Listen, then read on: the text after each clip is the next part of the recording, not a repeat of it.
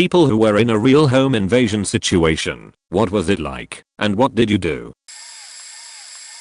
I was in bed asleep at 7 AM when I heard a loud bang. I thought nothing of it because of the large cat tree I have downstairs that's always getting knocked over, so I rolled over and tried to go back to sleep. Not long after, my elderly cat comes running into my bedroom, jumps up on the bed and tries to hide under the blankets. This immediately woke me up because that old fat cat hadn't ran nor jumped on our bed for years. As I came to, I see two men coming up my stairs. At that point it felt like time stopped and somehow ran incredibly fast at the same time. I jumped out of bed and started screaming, "Get the fuck out of my house." And I remembered thinking, while chasing these guys through my house and screaming again and again at the top of my lungs, that my voice sounds exactly like my brother, and I wondered how strange that was.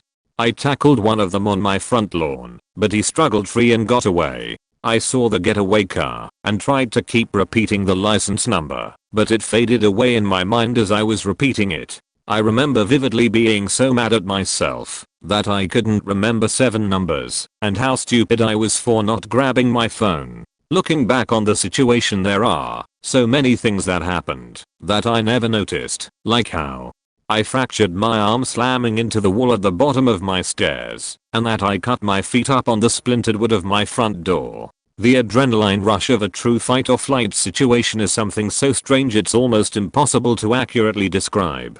The sense of time, not being aware of pain and injuries for hours, and the hyper focus on some details, but the complete loss of others. Luckily I wasn't seriously hurt and nothing was stolen, but I installed cameras all over my house the very next day. My boyfriend Jay and I were staying with 2 friends of his, Jim and Jeremy. Jeremy had left the apartment an hour or so before Jay, and I decided to go to bed. A few minutes after Jay fell asleep, I heard a knock on the door and Jim answered it. Turns out it was Jeremy, but he wasn't alone. 2 guys that also lived in the apartment building forced Jeremy to knock at the door so that they could force their way in, as he didn't have his keys with him.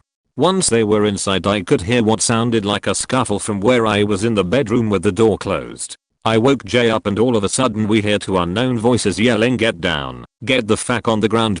Jay wanted to go see what was going on, but I begged him to stay in the bedroom with me, which he did. After what seemed like a couple minutes of arguing and fighting sounds, everything went absolutely silent.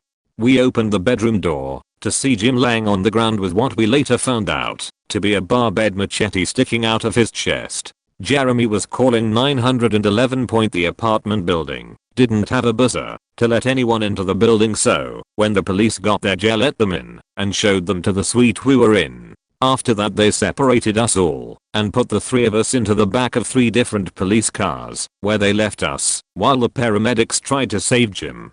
Unfortunately they weren't able to save him. He died at the apartment. I knew he was dead when the paramedics wheeled him out to the ambulance, but didn't leave for at least 5 minutes without working on him. At all point the police took us to be questioned, again keeping us separated the entire time. About 12 hours later they were ready to let us go, but told us we were not allowed to go back to the apartment as it was an active crime scene.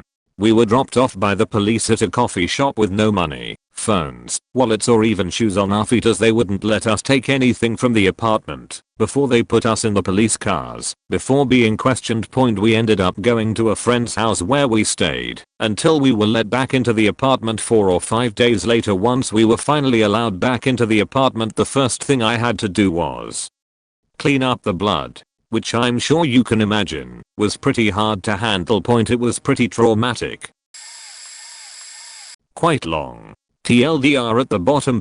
Couple weeks before my 19th birthday, I woke about one morning around 4 AM while someone was trying to break my bedroom door down. I had fallen asleep with my light on after coming in tired from work, so when they came in my room I could at least see what was happening. Not that it helped much at first. There were 2 guys, and one of them immediately attacked me with a hammer, so I told them to just take whatever they wanted. The other guy started to load all my electronics into a backpack. Meanwhile my mother down the hall had woken up with the commotion and started shouting to know what's going on. Staying in her room at least. Next moment they both ran out my room and shut the door on the way out. Going to my mother's room. She managed to hold the door closed on them for a few seconds, giving me time to open the safe in my cupboard. 6-digit key code that I amazingly input correctly the first time and remove my pistol. I checked for a round in the chamber and went to open the door to make my way to my mother's room. As I opened the door, one of the guys turned around and ran at me with a hammer. I fired 2 shots before he could get to me and push me back into my room and onto my bed, where he held me down and tried to take my pistol while the other guy started to cut my arm and head with what turned out to be one of my mother's own kitchen knives. My mother eventually joined the fray and managed to take the knife away from the guy cutting me. Meanwhile I was just holding on to the pistol with everything I had in me because I knew that if one of them got control of the firearm, my mother and I would be dead. My mother froze after she took the knife away and the guy got up, grabbing my DVD player and knocked my TV to the ground, then hit me over my head with the DVD player. By this time I managed to sort of wrestle my gun hand free and shouted to my mother to get out of the way for me to try and get off another shot. She rolled off of the bed and I managed to turn the gun enough to get a shot off into the guy on top of me. It was then that they decided to bolt and grabbed my bag of electronics on the way out. When the cops came they found a body with 2 gunshot wounds in my garden a few meters away from the house and a blood trail leading away where it disappeared at a nearby road. TLDR got robbed/attacked just before I turned 19. Fatally shot one guy and wounded another. My dog scared off what I believe to be robber/home invaders. I was at home cooking dinner one night and I was about 8 months pregnant at the time. My husband had to work about 2 hours away from our home on this particular day. Anyways, as I was standing in our kitchen cooking, our dog, Blue Heeler, suddenly got alarmed out of nowhere and his hair raised on his back and he was growling and barking. Well, next thing I know, someone knocked at our door. So I go to answer the door and our dog stepped in front of me. As soon as I opened the door our dog almost ran out in pure anger, but I held him back by his collar. There was a man standing on our porch. I asked, "Can I help you?" The man then said, "We are here to pick up the washer and dryer." After he said that, I looked in the driveway and there was a tiny car no bigger than a Honda Civic out there. I immediately said, "There's no washer or dryer here for anyone to pick up." The man then said aggressively, "I told you we are here to pick up the washer and dryer." Mind you, this whole time I am having to hold back our dog by his collar. He knew something wasn't right and so did I. I then said, "Sir, there is nothing here for you, so please leave." You could tell the man was getting more and more scared of our dog because he kept backing up. He then just turned around and walked to his car and I could tell there were multiple people in the car as well. I let go of my dog's collar and he stood on the porch, growling with his hair raised the entire time the guy was walking to his car. Then when the guy got to his car they all sat there for like 10 minutes and my dog never moved off the porch. He stayed there growling the whole time. By this time I grabbed our shotgun we keep by our door. They then drove off and my dog came back inside with me and wouldn't leave my side. I called my husband in a panic because what if they try and come back? My husband said he was about 15 minutes away from the house and that he was hurrying as fast as he could. Our dog truly saved mine and the baby's life. He was so protective, and I know if I would let him go, he would attack this man without question. It was truly a scary experience. I wish our dog was still alive today, but he sadly passed away a year ago. He absolutely adored our son. Guy who stalked me broke into my house with his buddy. I had a messed up sleep schedule, so I was awake at 3 or so a.m. I grabbed my little dog and my phone and went to the basement. It was a little cellar almost. A trapdoor in the floor with stairs that led down to a small space with the furnace, hot water tank, etc. and got my dog and I into the crawl space. I'd had some cardboard on top of the door, so they didn't see it when it was closed. I turned my phone on silent and texted my best friend asking her to call the cops for me. After the longest 15 minutes of my life, The cops eventually got there, arrested Sheethead and his buddy, and came to find me pointies to his holes, had what the police described to me as a wrap and disposal kit, duct tape, lube, sex toys, a handsaw, a box of heavy duty big black garbage bags, which implied intent and planning, so they went away for conspiracy to commit murder. Conspiracy to commit rap, breaking and entering, and something else I can't remember. The guy who actually stalked me pinned it all on his buddy, so buddy went away for 5 years and is still in prison because he can't not act like a psycho, while stalker served 2.75 years of his 4-year sentence, threw his buddy under the bus, and took a plea deal for himself, later got out on good behavior. Got a restraining order, which he violated a couple of times right away. It had been quiet for a bit, until he got a girlfriend a couple years ago. He told her his version, in which he was the victim, and I was the villain who sent him to jail for nothing, so she sent me a long nasty message telling me she'd find me, and make me pay for it. So, predictably, the cops got to go talk to both of them, and haven't heard from them since. Was about 4 years ago. For some reason a few hours leading up to the event, I was feeling uneasy and on edge. This was 3 hours prior and I even consciously thought it was weird, because I had a buddy over, and was playing my favorite video game. But I just could not enjoy myself. Unusually my father was also up very late watching TV in the lounge, and he too later commented that he felt like he was being watched.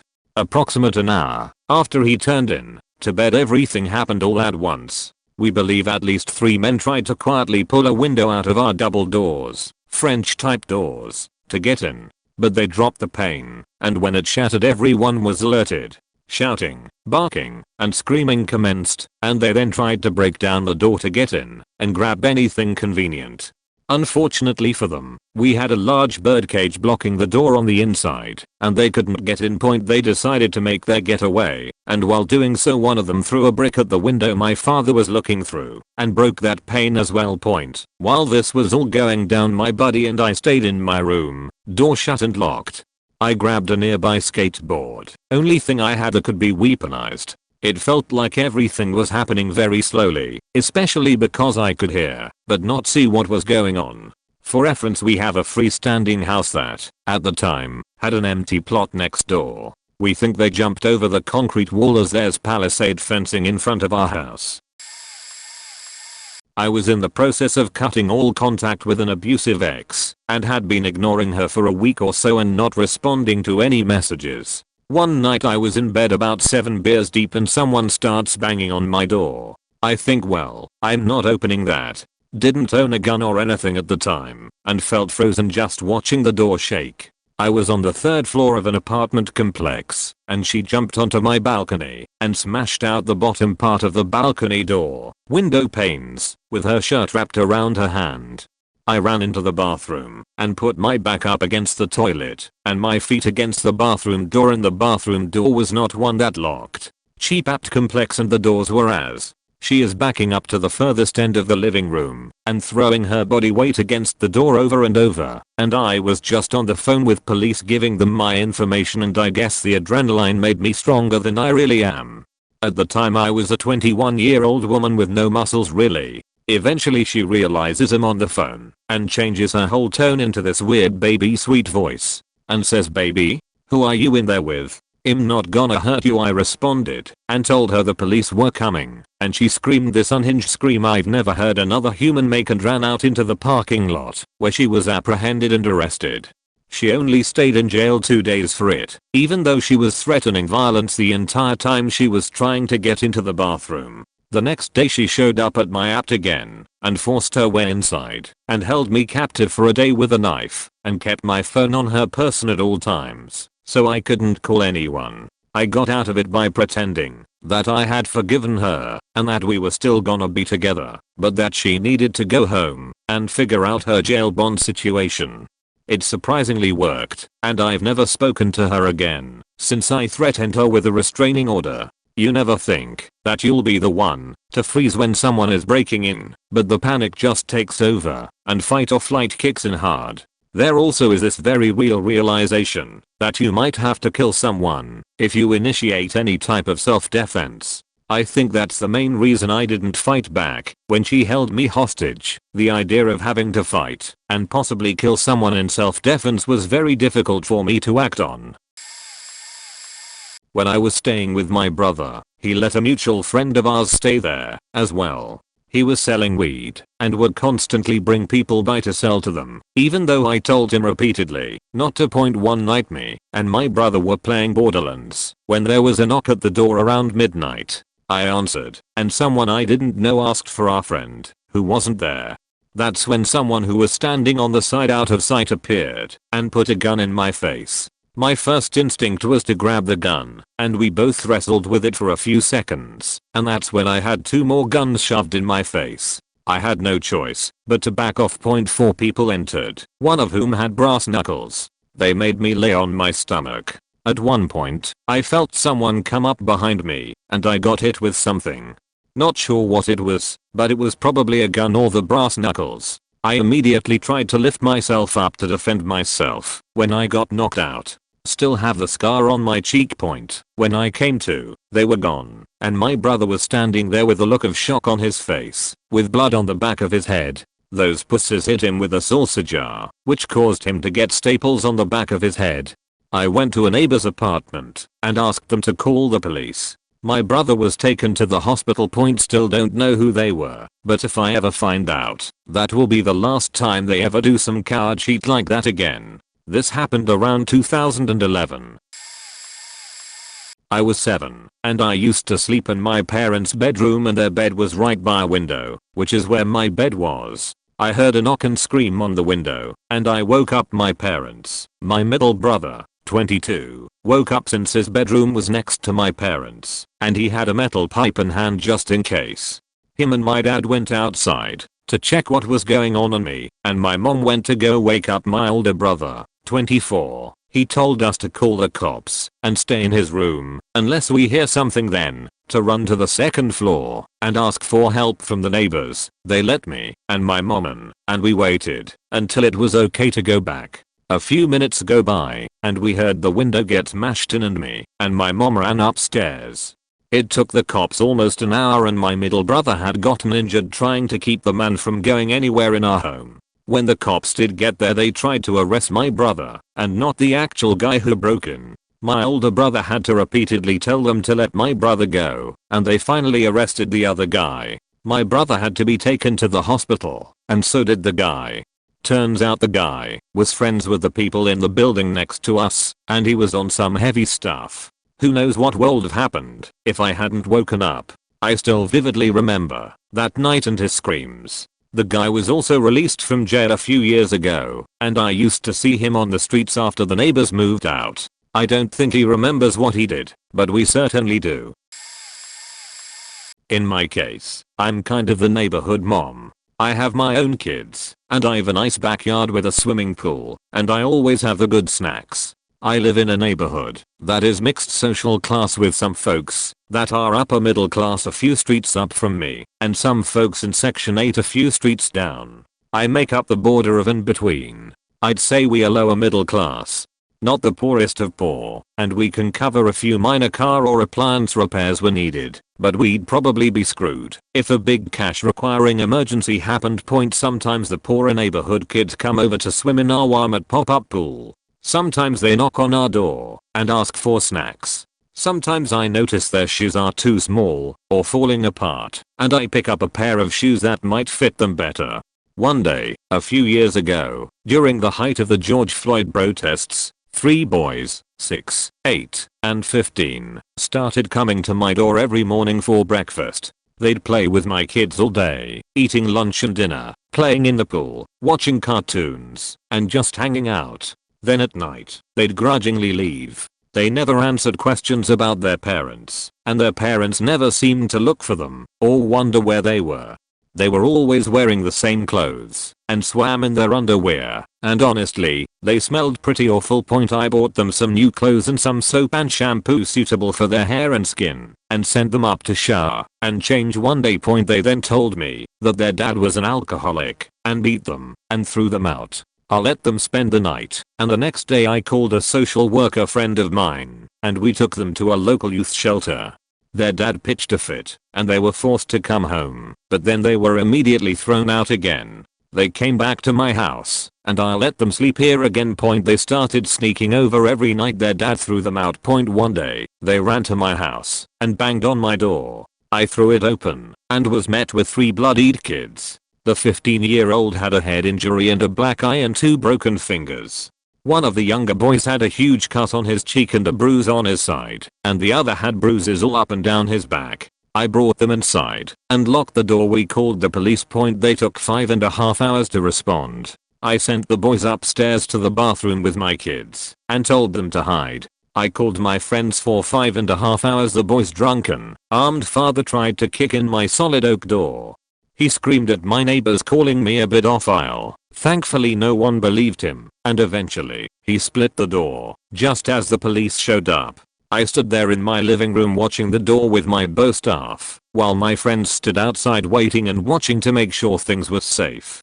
I prayed to my grandmother's gods that I wouldn't have to use my staff, and prepared myself to try and calmly talk him down, but to do whatever I had to do to keep him from getting at the kids. He did manage to break my door, but the deadbolt and the latch lock thing held, so he didn't make it all the way inside. The police didn't arrest him, though. When I was 9, I was down the street at my best friend's house. Her mom was sick, blackout drunk, in bed, completely non-responsive. Before she went to bed, she had told us to make sure that we didn't answer the door under any circumstances. Easy, can do. We went upstairs to play Barbies, or whatever. About 2 hours later, there's a knock at the door, and then another, and then louder knocking, and then it stops. We go back to playing until the back door opens and there are footsteps into the living room. She tells me her dad won't get off work until late that night. It can't be him. Her mom is passed out in bed. What do we do? My friend is really freaking out at this point. We were 2 9-year-old girls, and she whispers my dad has a Glock in the closet. Bingo. To be fair, I had parents that took me to the gun range for about a year at that point, and I did riflery at camp every summer. But obviously this was dumb. We found the gun, loaded it, and crept downstairs to defend ourselves against the home invader. At this point, you might be wondering, could they have called the police? Yes. We were lost in the sauce. Caught up in the moment. It happened very fast. I turned the corner with the gun, feeling like one of Charlie's angels, ready to shoot the invader and literally kill someone if they came for me. Only to find her grandmother making a sandwich. Her grandmother was planning on coming over, but in my friend's mom's drunken state, she had completely forgotten. I guess not a real home invasion, but 9-year-old me was ready to shoot, so I'd say it's close. Think I was 12 when this happened unsuccessfully. Think it was like 2 AM and my dad was up still watching TV and heard rustling outside, which he initially thought were raccoons trying to get into the trash, which had been a recent issue, and then something tipped him off because, in his words, it sounded like it wasn't trying to be heard, and raccoons are persistent and don't care about that. He wakes my mother up, shushes her, then goes and wakes my brother, 18, up. They quite literally lock and load shotguns, gun safe in dad's closet, and he gets me my .22 as well. We basically just sit tight and try to spot the intruder or intruders in dim street light, while my mom called 911 quietly. So here comes dude trying to brazenly blow through the back door of our house, and my father lets him get into another room, and then puts the shotgun to his back, angled to an outside wall, while my brother is in front of him angling to the other outside wall, and I'm behind my dad with the .22 not aimed, but ready to roll. Dude was tweaking, but wasn't tweaking so bad that he didn't realize he was faked, so he just sat down on the floor and put his hands on his knees. We kept him there until the cops showed, which was like 42 seconds because, surprise dumb dude, there were like 7 cops who lived in my neighborhood. The clincher, as I recall, is that this guy didn't have any weapons. None. Nothing. And we were the 4th house in our neighborhood who he had broken into, yet the first who was awake and heard it. First time I was 13 and home alone. In the basement of our house was our washing machine, which was quite old. It was common for the washing machine to make a horrible banging noise. I wish we'd have to run downstairs and open the lid to get the noise to stop. One day I was cleaning upstairs while my mom was out and I had laundry going in the basement. I went down after about an hour to switch the washing machine to the dryer and the washing machine lid was up. I hadn't been down since starting the washing machine and I'm 100% certain it was running when I went upstairs. I knew somebody had been in the basement. They must have opened the lid to stop the sound so they wouldn't get caught, heard the banging, and opened up the lid. I didn't know what to do and didn't think it was worth calling 911 because I didn't want to make a fuss if I didn't have to. I grabbed our dog and went outside and tried to find a neighbor who was home and couldn't. Then I went back inside the house, terrified, and called my aunt who came and stayed with me. She and my mom both acted like I had completely overreacted, but I know for sure somebody had been in the house. The second time I was 20 and house sitting. Someone opened the back door while I was in bed.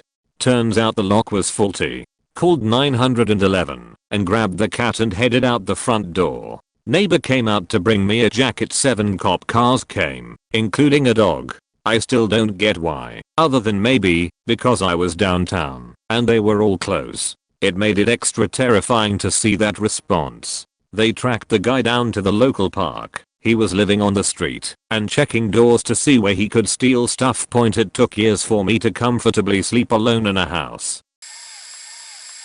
I was a 24-year-old single mom, had a boyfriend, but we lived separately and not my daughter's father. It was late, like 1 or 2 a.m. Daughter was in bed, tiny, 2BD house in LA. I was on the couch in just my panties. It was June lol, and I was eating. Whole house was dark. I was watching TV. Got up to put my dishes in the kitchen and saw a man standing in my kitchen, just 5 feet away, staring right at me.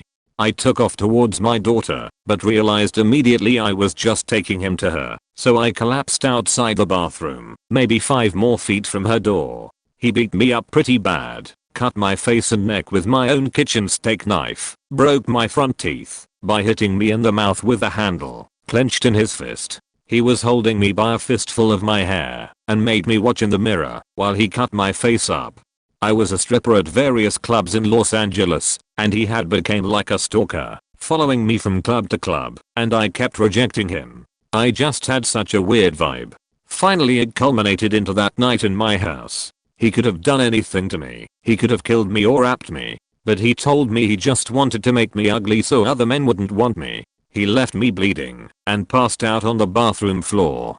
Luckily my boyfriend was bartending that night and came over to my house after his shift and found me. My daughter slept through everything. I had to be stitched up by a plastic surgeon and emergency dental work while I was under. Spent 2 weeks in mental health after that. I was terrified to go back to my house. They eventually caught the guy, but living in that house I became agoraphobic. I couldn't leave my bedroom, couldn't work anymore. It was very traumatic. 1/1/2 years later slit my wrists and my ankles cause I was so depressed and out of my mind still. I moved across the country to get away and have a fresh start. It's been 12 years and 2 more kids later, and I still have an OCD-like obsession with making sure all my windows/doors are locked at night. I keep lights on in certain places, and my knives are in drawers, not in a block. I also took classes and own a couple pew-pews. I obviously changed professions. It changed me. Probably for the better, if I'm being honest. But it was a very traumatic life event that I don't think I'll ever recover from, no matter how many therapists I see. I was home alone getting ready to leave for work. Let the dogs out into the backyard while I put my shoes on and gathered things for my day. Our backyard's access from inside the house is through a door in the kitchen. The house is on a hill with basement, so there's a staircase going down the side of the house that brings you from the back door and deck to the full yard below.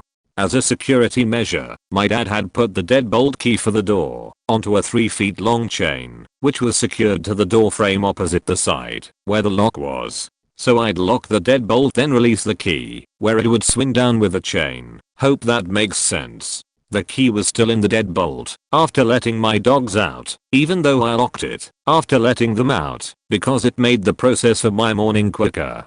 Well, when I opened the back door to let the dogs back in, there was a guy there who came from the side, where the stairs are, and he pushed his way in. I'm literally fighting him about 4 feet into my kitchen. Luckily he knocked into something on my counter which fell to the tile floor and broke, because he then slipped and lost his balance. I was able to push him out of the still open door. I slammed it so fast and turned the key that was still in the deadbolt. I ran to the bathroom and called the police. They were at my house within like 5 minutes. The guy was gone, but an officer called me a month later because he wanted me to ID a guy who broke into the house of someone a few blocks over and was arrested for attempted rap and assault. It turns out he lived 4 houses down from me. Same street. He had watched my patterns, knew my dogs were friendly, knew the time I would be leaving for work, etc. Had some dude banging on the bay window in the front yard. It was shaking the entire pane of glass which was about 6 feet wide and 4 high. He banged it hard enough the glass flexed inward and moved the curtains. He then came around to the door under the carport and tried to get inside. I argued with my ex-fiancée because she wanted to open the door and tell him to leave so he wouldn't smash the huge window pane we rented, and I wanted to call the police. She opened the door anyway. He stormed in, shoved past her, and immediately attacked me, so I fought back. We tussled some, and ended up on the floor getting jammed in the corner of our dining room in a stalemate. Neither of us could move, and I had a death grip on his ear, but he had my finger, and was bending it back nearly to the point of nearly breaking it. We both struggled for an upper hand, but since we were stuck together in an awkward knot, neither of us could move enough. I pulled his ear and told him it only takes 11 pounds of pressure to tear an ear off a human head, something I read once somewhere. He bent my finger back and told me he'd snap it in half. Neither of us moved after that point. We agreed to both let go, and, untrusting, we each relaxed our grip a little at a time until we untangled. His friend, who I recognized, barged in and shouted, "Let's get the fuck out of here, man." He jumped up, and they both left. After, I started calling the cops, but my ex stopped me and said she knew him. She explained that she cheated on me and faked the guy, so now he was jealous. So, yeah, that happened.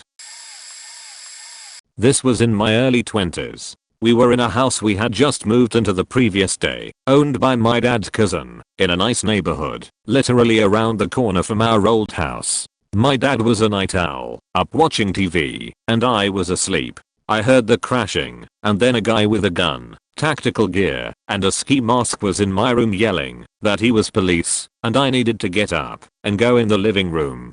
I was only sleeping in my t-shirt and underwear, so I grabbed sweatpants from the floor and the guy was telling me to come on, and I was still half asleep thinking they were really cops and of course a cop would let me put on pants. So I just put on the pants anyway. There were 2 more guys, dressed the same. They tied our hands together behind our backs. I had realized they weren't cops, and made us lie down on the floor, all the while the one guy yelling, "Where are the drugs? Where are the guns?" Like, what the fuck? My dad was having trouble breathing, and I kept telling them to turn him over, or he was going to die. So they did, which made me think maybe they don't want to kill us. I told them how he was just a hard-working guy trying to take care of his daughters after his wife died. I talked about my nephews, my job working with kids. I don't know, I just kept blabbing, I suppose in an attempt to humanize ourselves so maybe they would let us live.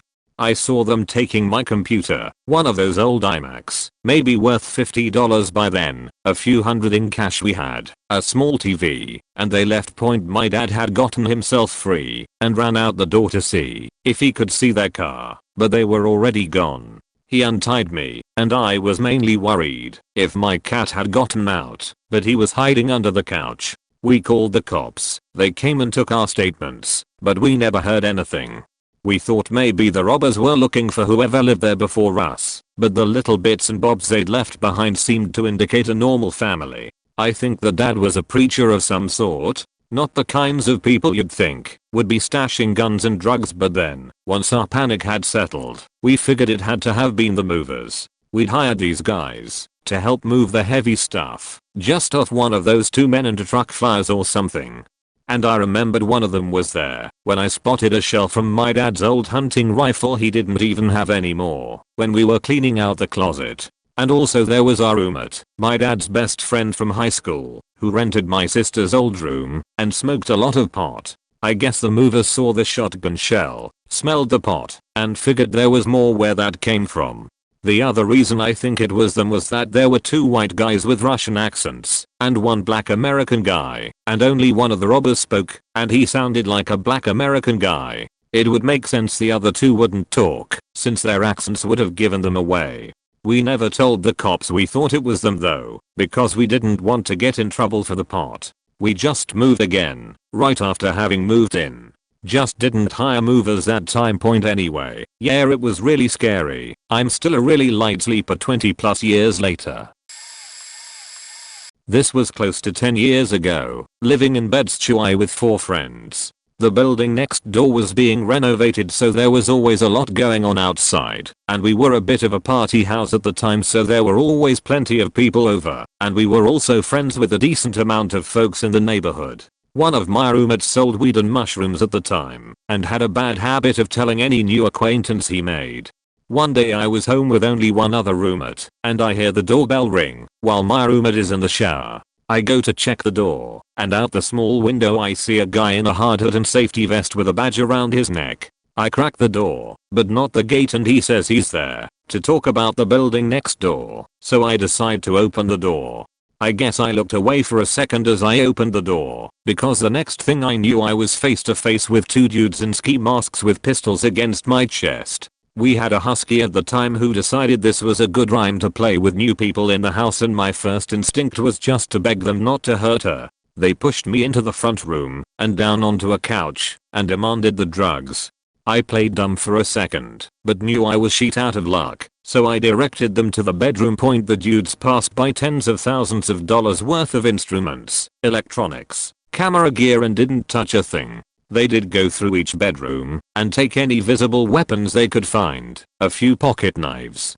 They asked where the rest of the drugs were, where the harder stuff was, and I explained the kid they were robbing was a hippie who doesn't fuck with the stuff. The guys said they were our friendly neighborhood watch, complimented the dog, and told me we should make a documentary about what happened. We were sat around in my friend's kitchen getting stoned and watching Wimbledon. Someone climbed in the open window of one of the bedrooms. It was a ground floor flat, and lightly looted the room. Stepped into the hallway and froze because he realized 6 20-something men were sat staring at him down the hall. What followed was a very tense and garbled conversation about how he was the landlord's son and we needed to let him out immediately. We knew it was bullshit, but between being high and having no idea what exactly to do with a burglar now trapped inside with you, we just let him out. He'd made a sort of vague hand gesture / posture implying he might have a knife on him, and we figured it wasn't worth getting stabbed over. Hadn't yet thought to check if he had stolen anything. We then sat debating for 10 minutes whether to call the police, because we had several ounces of weed with us, and the whole flat reeked of it. The decision was made for us, because a neighbor had seen the guy climbing in the window, and called the cops, who picked him up as he left, then came and knocked the door to speak to us. One tense conversation later, and the few things he had picked up were returned to us. No mention was made of the fact the place smelled like a Grateful Dead green room, and we resumed our afternoon, deciding a pint was now in order. Went out and ended up having a ridiculous night that generated other memorable stories we still bring up 15 years later. All in a very strange, hazy memory, but I'm glad it ended up being basically a non-event, because it could easily have gone a lot worse. Semi woke up to my bedroom lights being turned on. Before I could do dick all but sit up and mutter ha.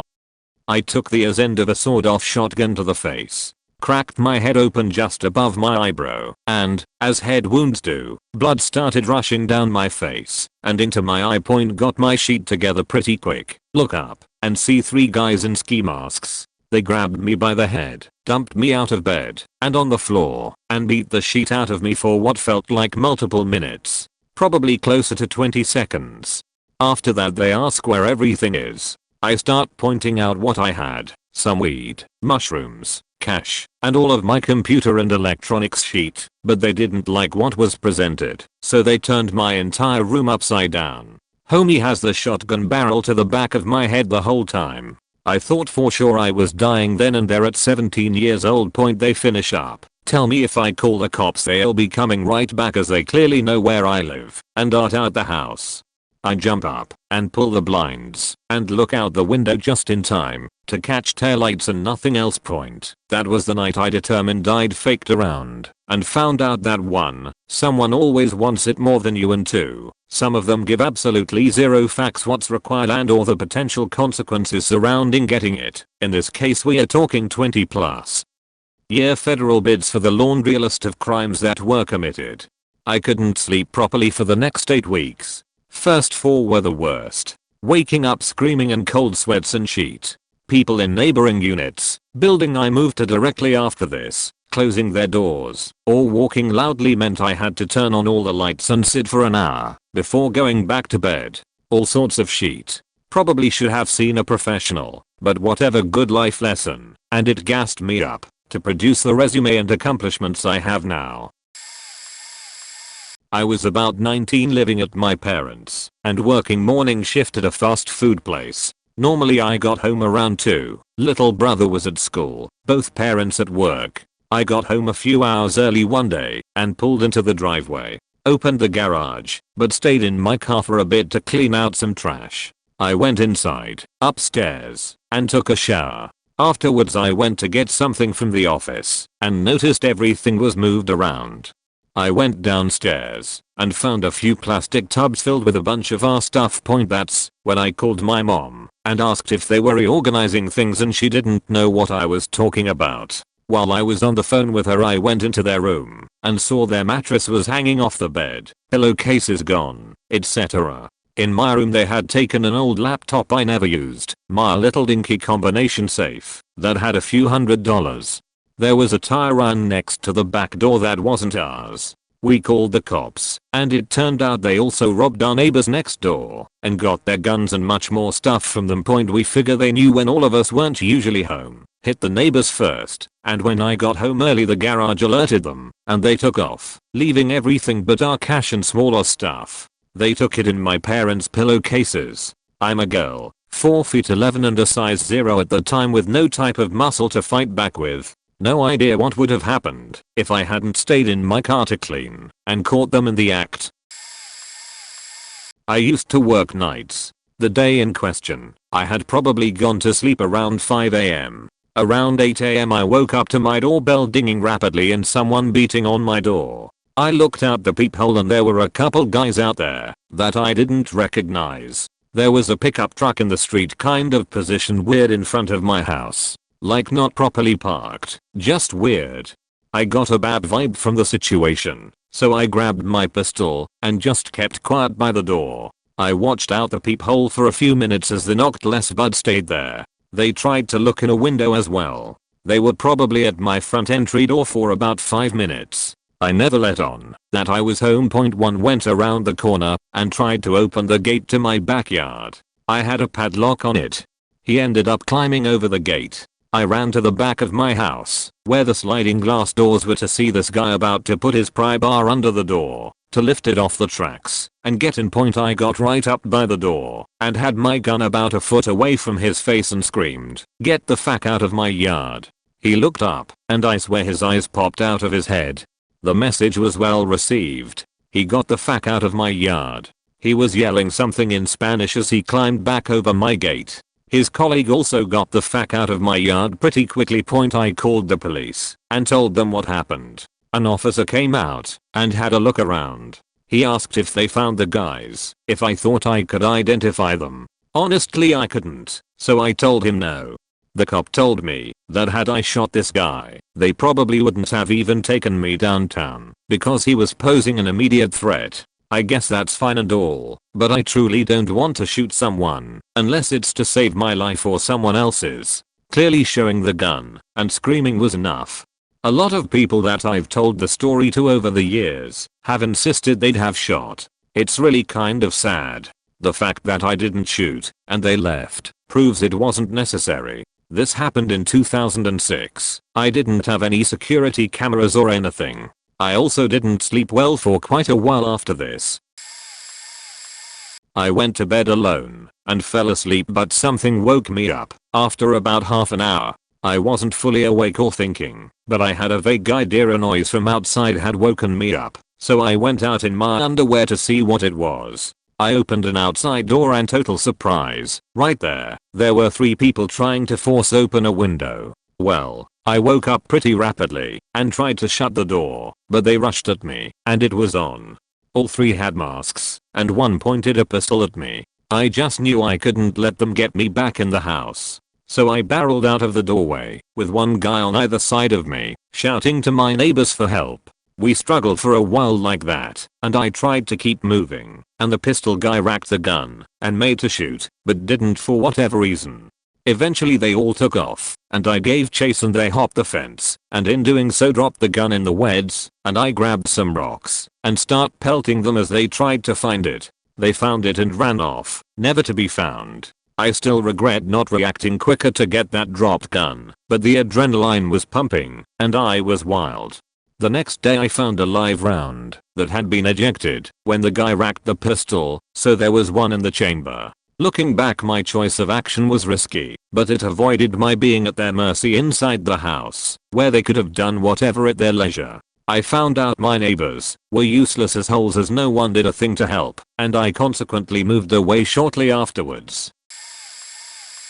One time in college I accidentally smoked way too much and had to have my roommate come pick me and my car up. Not drinking, didn't think I'd smoke. She walked over and drove me home. As we pulled up to our house we saw who we thought was my roommate, who was a very slender young woman with short hair. The silhouette looked like her. We go to the back door by the driveway acre where we'd always enter, and it was chained shut. Weird, considering that at least 2/4 girls who lived here weren't home. So we go to the front door, which is unlocked. Also weird, we always kept the front door locked. By the time we came in through the front all the lights were off, which was not how it was. When we approached the house we turn the lights on and find not the slender short-haired roommate, but our extremely drunk, basically unconscious 4th roommate on the couch. Slender roommate nowhere to be found, even though we just saw her.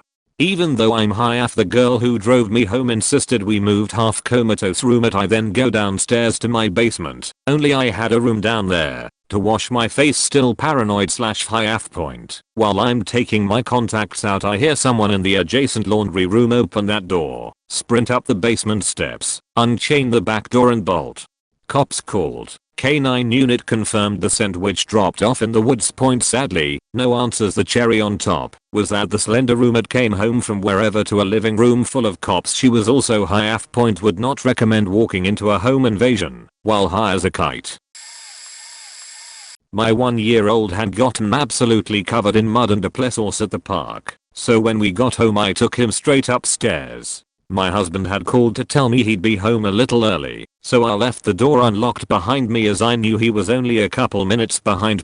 Sure enough, as I was putting my baby into the tub, I heard the front door open, close, and lock. I called down that kiddo had gotten my hair dirty, so I was going to wash up as well.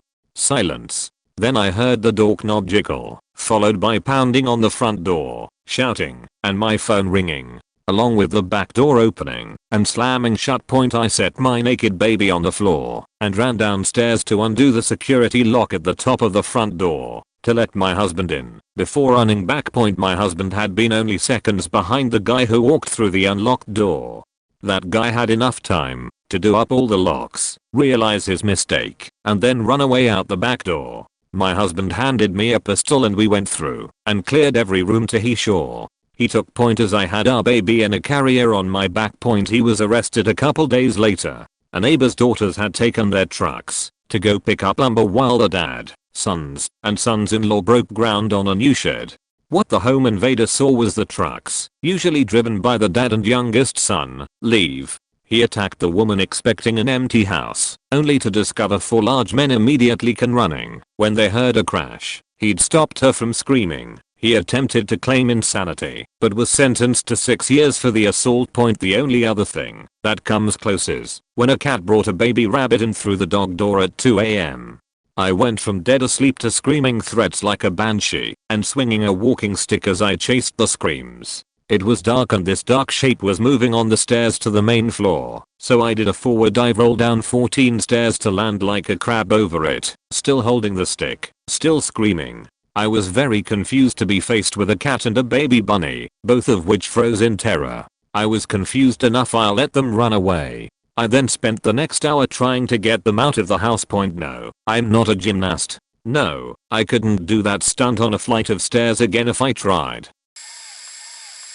I was 14 or so and homesick from school alone. I was taking a break from playing Smash Brothers on the Wii when I heard something in my dad's bedroom. I looked in the room and saw someone with a bandana covering their face going through his drawers. So I grabbed a big kitchen knife and decided to confront him because I lived in a small trailer home and he was likely to find me before the police showed up.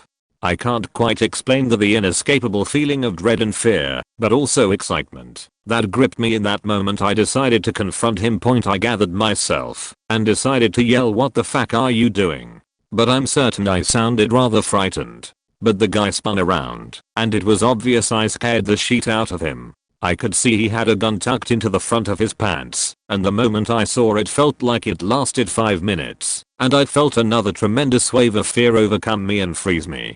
But the guy never reached for it, and I could tell he saw me gripping the knife, and was probably frightened, and thought I was gonna stab him, and he forgot about the gun. He took off the bandana and yelled, "Chill, it's Trevor Jude, chill," turned out my neighbor across the street and his drug dealing friend decided to rob my house. I yelled at him to get out, and he sprinted out, and that's when I saw his friend who was still outside hop on my bike and race off. I was fairly afraid of these guys prior, because they used to get high on stuff like K2 Spice and sometimes get violent or destructive, and I didn't want them to get angry with me. Because of this fear, I felt too afraid to report them to the police, because I was afraid of any revenge action. A couple weeks later, and Trevor wound up dying of an overdose, not sure on was drug, and because he used to be fairly popular at the high school there was a huge school and community gathering for his funeral. Reflecting on it now, I realize it is quite sad this kid's life ended early due to the destructive effects of drugs, and I should have felt sorrow for the loss of life, but at the time I felt angry that his life was being celebrated and everyone was sharing how much they loved and missed him. For me, he was the guy that makes me feel unsafe and insecure, even when I'm in my own home, and I resented him for it. I've also since developed severe anxiety, and I had home invasion nightmares for a few years after the incident. It's probably been 12 years since the incident, and a lot of my anxiety and paranoia that I had developed along with some other PTSD issues from a period of military service was resolved after an experience with psilocybin mushrooms. One life tragically ended by dangerous drugs, one life saved by a wonder drug. I lived in a basement on a corner lot. One day I parked in front of my house door at 11 PM with my headlights pointing across the other street. I see a guy in a white sweatshirt making odd motions. I realized he is using a whip. I continue to watch and he turns, stares in my direction and eventually walks across the street and stands 15 feet from my car and stares at me. I call my roommate, who's inside, and tell him what's happening.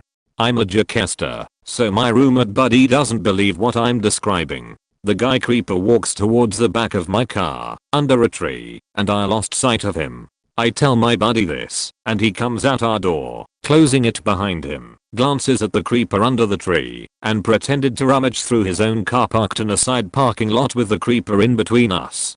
At this point my buddy thinks this might be a friend of mine, and I'm winding him up.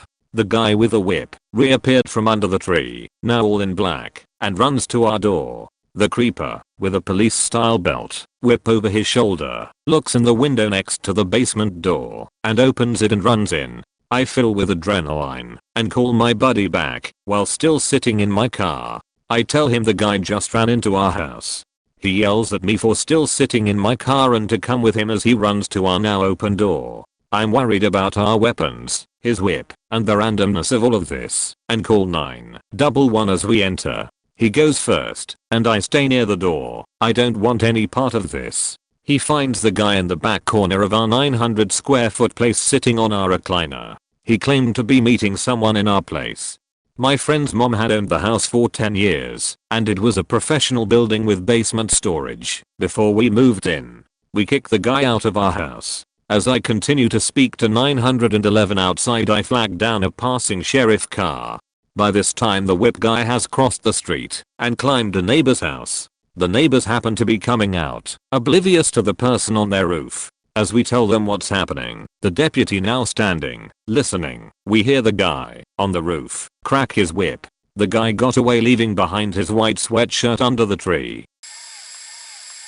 I woke up at 3 a.m. to my 2 dogs barking like crazy. Oddly enough, that night was the first night my wife and I were trying to keep the dogs downstairs instead of letting them sleep in the bed with us. So I'd put up a baby gate, but they had knocked it over in their fervor and were still standing on the opposite side of the baby gate. I came out to the top of the stairs of the 2-story foyer and hissed at them to quiet down so they didn't wake the baby.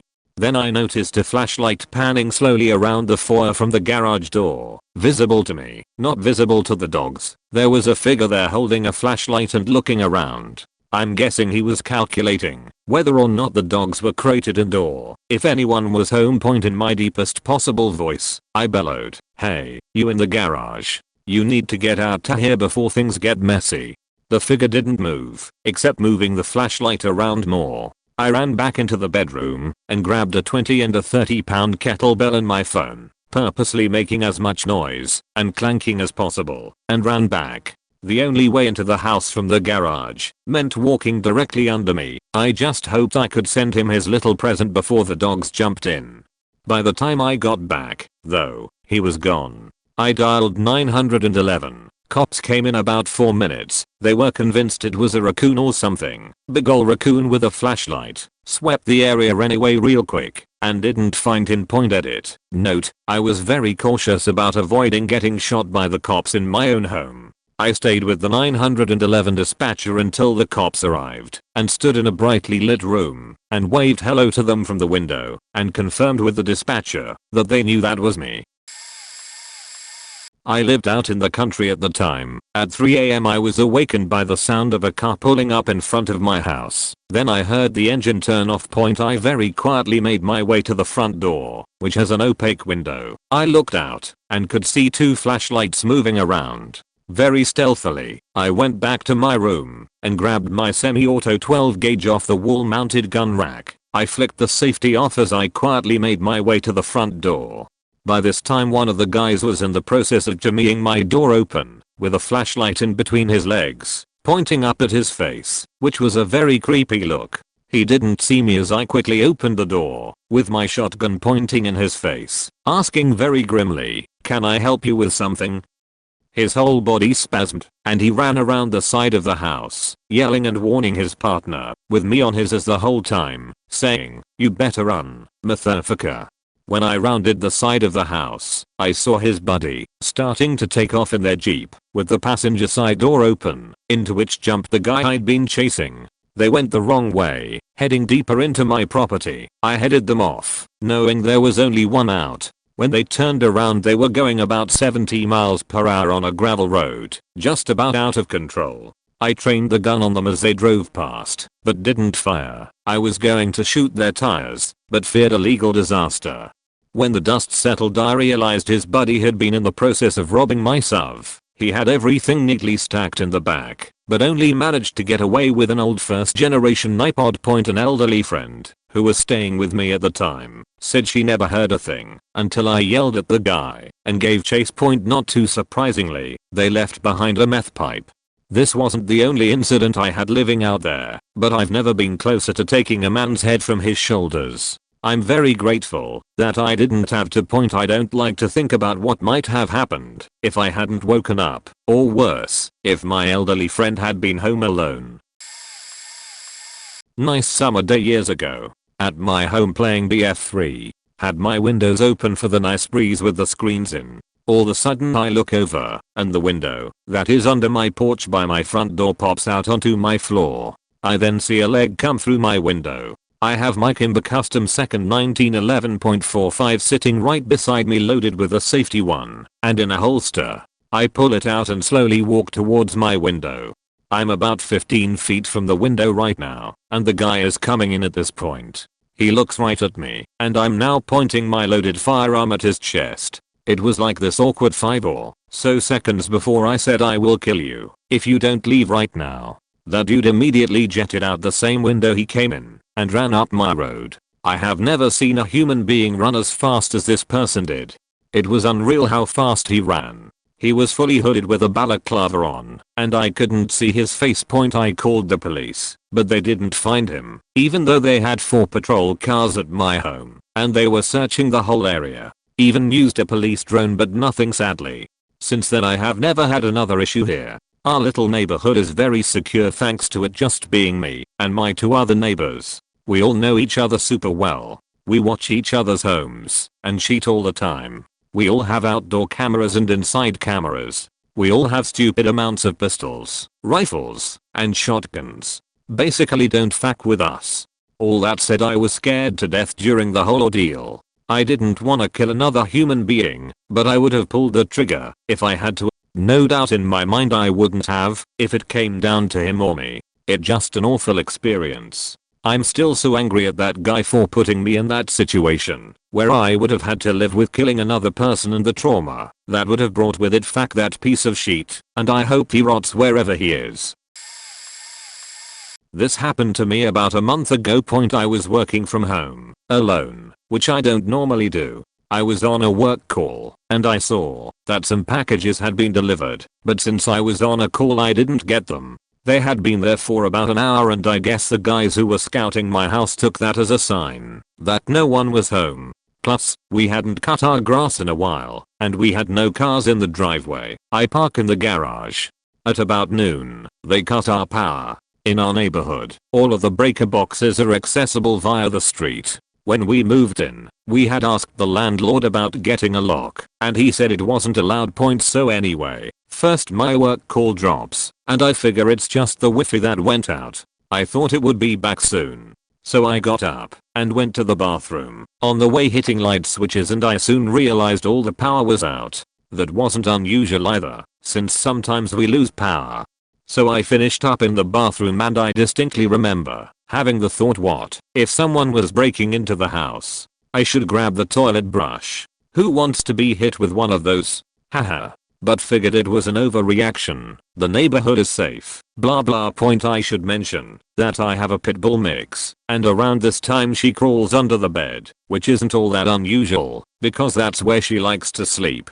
So I begin to walk down the hallway onto the kitchen to see if the appliances were out too. And as I turn the corner into the kitchen, I see 2 large, grown men wearing hoodies and masks walking into the back room. They had shouldered the door open, even though it was unlocked. At this point everything becomes a little blurry on the timeline. I don't know if I started screaming first, or if they started running first.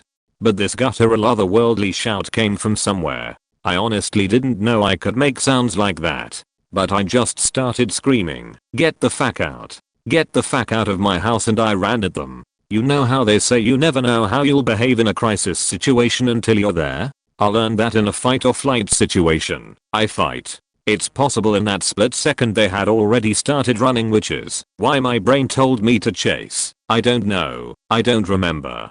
So me, a short, small, young, unarmed woman, charges these 2 men, each of whom probably weighed twice what I weigh. And they just fled. They sprinted back through the open door, over the 6-foot wall, which coincidentally butts up against a high school and elementary school. During the school day, my hands were shaking so bad it was hard to lock the door and dial 911.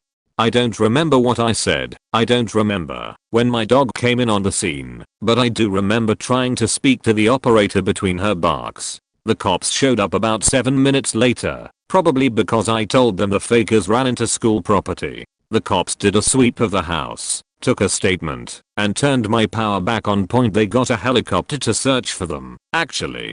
And we weren't the first house they had done this to. They had tried the neighbor's house a few doors down too, but had been chased off by a chihuahua. So these idiots were just looking for an easy target. They hadn't targeted me specifically. All the same, that didn't really help me feel any safer after the fact. It's made it hard to be alone in the house anymore, especially at night. We got a second dog. Asked the landlord for cameras. He hasn't delivered yet. I'm still struggling with how unsettled I feel in my own home now. And as far as I know, they never caught the fakers. Like 4 AM. September 12th or 13th. I was 12 and home alone. I was trying to sleep and I thought I heard my parents walking in. I got up and silently walked downstairs and looked to see two guys wearing all black silently and cautiously walking around. My mom taught me gun safety and how to use them, so I went to grab the 9mm pistol in my father's drawer. One problem though, my parents' room is downstairs right in front of the intruders.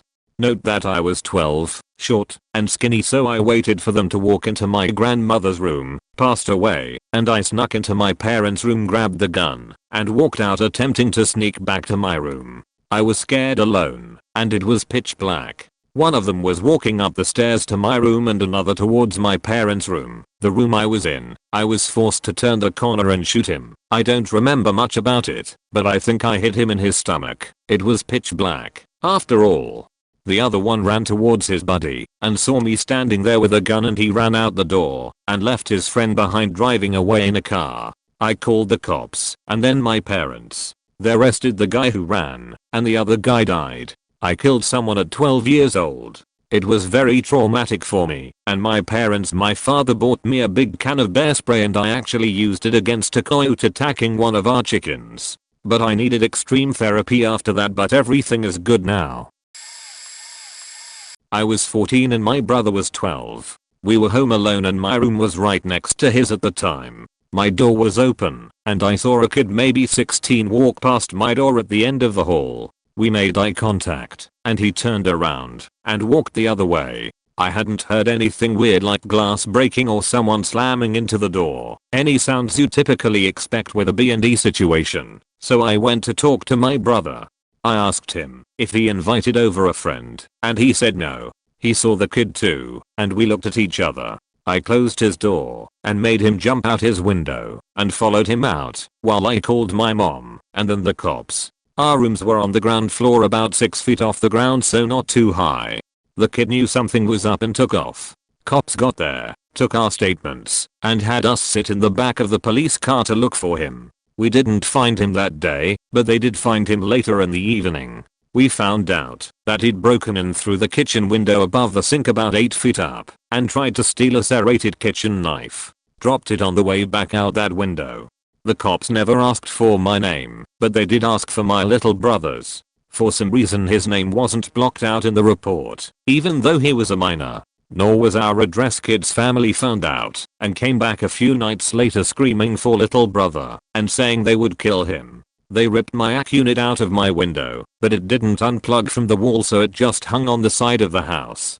I'm a very deep sleeper and didn't hear any of this, but did wake up to my mom squatting over me at 3 AM trying to pull the unit back inside my bedroom. The squatting was more traumatizing for me than the break-ins. We've since moved. TLDR. Kid broke into my house, saw us and left. Ended up getting caught. His family found out and threatened to kill my little brother, then left us alone forever. Edit. Formatting. I remember it like it was yesterday. I was around 9 to 10 years old and I was home alone while my dad went grocery shopping or something. I was watching it on the living room floor with minimal lighting. I love scary movies and always tried to set the mood. I thought I heard something come from the back door, but our storm door was a little loose, so it was common of it swinging and shutting. I will admit this only added to the suspense of watching a killer clown. My father's bedroom was to the left of the living room, if you were facing the TV, and then I spotted it. Someone crawling along the floor. There were two entrances into my dad's room, one from the living room and another that led into the kitchen, and where the back door is. The whole time I was just still. I couldn't move. Couldn't think. Didn't know if what I was seeing was real or a figment of my imagination. It was really dark in my dad's room and the only light was being emitted from the kitchen, but since it had an angle the shadow overcast completely blocked any vision. I would have had to make out facial features and the like. All I seen was this deep black silhouette crawling slowly through my dad's bedroom.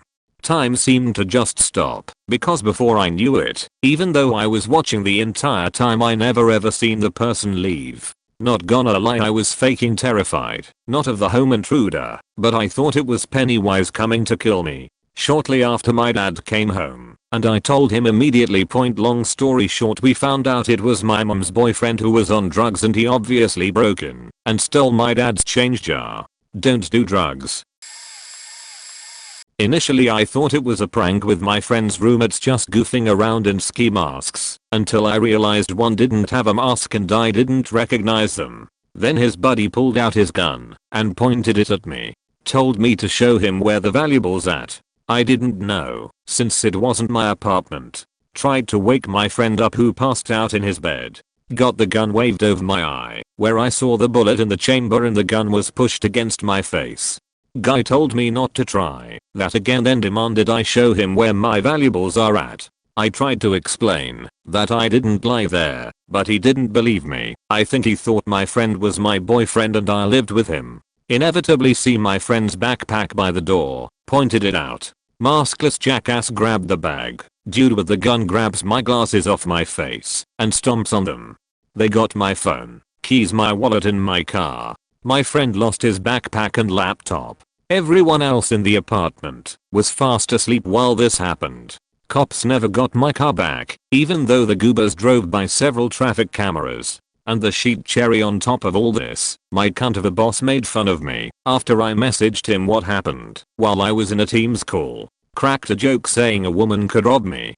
As well as one of my team members joining in with, "You should have seen the size of her." But I couldn't quit unless I paid to break my contract with the company. Almost out at least 4 months to go on my contract. Moral of the story is, don't work for health insurance companies, especially a certain colored Shield and Cross company. Finally something I can answer. Lol. When I was 14, my mother was a heavy drug addict with a boyfriend who was also addicted. They had an on again off again relationship, and this night they were fighting on the phone. I sat at the dinner table doing homework, and I remember my mom going off about him and taunting him while still on the phone. They had broken up that night again, and he still had a bracelet and some perfume at my mother's house that he wanted back so he could pawn it for money for drugs. My mom did not want to let him in this evening for some reason. Looking back, my mom was high out of her mind on drugs, but at the time I didn't really understand what was going on. Around 9 PM I went to take a shower and planned to go to sleep shortly after that because I had school in the morning. It was when I just put the shampoo in my hair that I heard the glass break and my mother scream. We lived on the first floor with our front door at ground level. The front door was mostly glass. Mom's boyfriend had broken the glass and was able to open the door from the inside out. I turned off the shower while rinsing out my hair and started listening. I heard a loud thunk while he hit my mom and she fell down the stairs. Adrenaline started rushing as I quickly realized that this was real bad and exited the shower. I put on my pajamas and hid behind a small cabinet. I knew if he'd find me he'd kill me, but I'd still somehow cared about being naked. Teenage brain, I guess. Sitting there I heard how he started to tear down our house. I heard chairs flying, glass breaking, he and my mom screaming, etc. I wasn't sure if he knew I was home, but I was sure he'd hurt me if he would find me, so I hid and turned off the lights. I didn't know what was happening downstairs and all I could hear were my mother's screams. I thought he was killing her. Thankfully he just beat her up. I tried calling the police on my phone, but somehow it didn't work. I only got internet but no service. It was really weird, but my phone did that sometimes.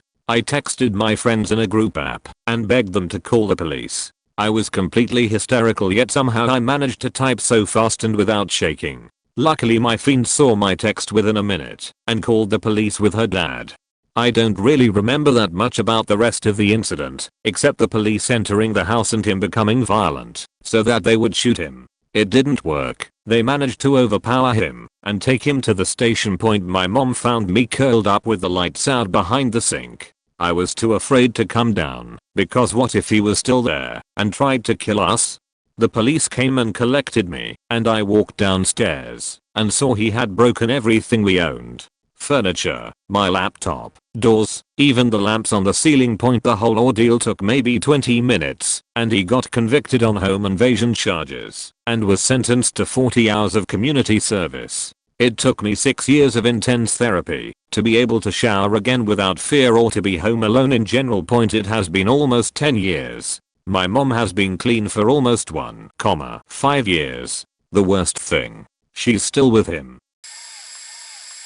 A guy with a shotgun and an accomplice broke into my house about a decade ago. I was napping in bed, in my room in the back of the house. I awoke to my dog being scared and trying to get me up, and I noticed that someone, the accomplice, was holding their face up to the window of my bedroom and trying to see in. They probably heard the dog and were checking in, but it was especially bright out that day and I don't believe they could see in that well. I later found out that the robber was in my living room at this point. I wasn't sure what was going on, so I texted my roommate who had just moved in yesterday and asked if he was at home. He said no, he was at work. The robber was then dumping all of the clothes out of my laundry bag and was putting all of my game consoles, games, and my roommate's school laptop into the bag. He even took my hand painted miniatures, which really bummed me out. I put so much work on those. He made off with them before I left my bedroom. I saw him and his accomplice as they were heading down the back street away from my house. I knew him as being the older brother of an acquaintance, and I would guess that the accomplice is the robber's girlfriend. I called the police and waited a bit for them to arrive. 2 officers sat down with me in my living room to go over the situation and see what we can do.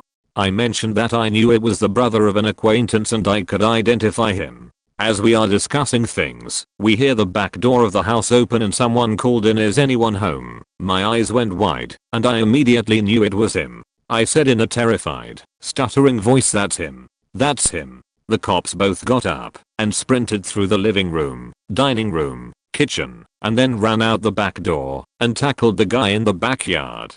He was arrested on the spot. As I was watching them restraining the robber in the backyard, I saw the accomplice slowly slink away down the alley. I wish I spoke up about it, but I was pretty shook at the time. He went to prison for a decade. Turns out robbery with a lethal weapon is a pretty big crime. I never got my stuff back. The police had no way to prove which Xbox at his home was mine, or any of his stuff for that matter. I felt so horrible that my roommate got hit by collateral robbing only the day after moving in. No one deserves that. It was intense. Just a stupid faking situation which should never have gotten how it did. So, one night, my schizophrenic neighbor, who we called the crazy lady, a title earned through several incidents, scrawled religious messaging all over the outside of another neighbor's apartment, accusations of stealing her mail, accusations of sneaking into her apartment to steal her milk powder, etc. Was having a loud argument with herself. This escalated into an argument with the neighbors in the apartment above hers, which escalated into a home invasion of the neighbors, which escalated into a home invasion of my place. The doors of these apartments had 2 long vertical pieces of frosted glass in the doors, so she would smash the glass out and let herself in, since all the doors were identical. The neighbors jumped off their back balcony to the ground floor below and ran when she smashed her way into their place. When she smashed her way into my place, I stood my ground in the entryway until she tried to stab me, at which point I kinda teleported to behind the door further into the apartment. She tried to pull it open, but I was pulling it closed from the other side, since it wasn't positioned, so I could lean against it. Frustrated that she couldn't hurt anyone, she decided to throw everything in our apartment from hell to breakfast. Computers off desks, posters and decorations off walls, clothes off the balcony into the neighbor's place, the kitchen. Well, the kitchen was already a mess, so she left that point, but yeah, she ended up being carted off to the local mental wing of the hospital after ending back at her place to have a moan and a whinge about how it was all so unfair to her. In time, they were like, "There's no reason for you to be here," so she was like, "I'll give you a reason then," and tried to attack a doctor. They were like, "You're not sick, you're faked up in a way, that medicine doesn't help, we've got nothing for you." So she went back into the public. She was evicted, and last I heard she was good on her promise to attack people, plead insanity, get out and do it again. She pulled the same stunt elsewhere and got locked up for it.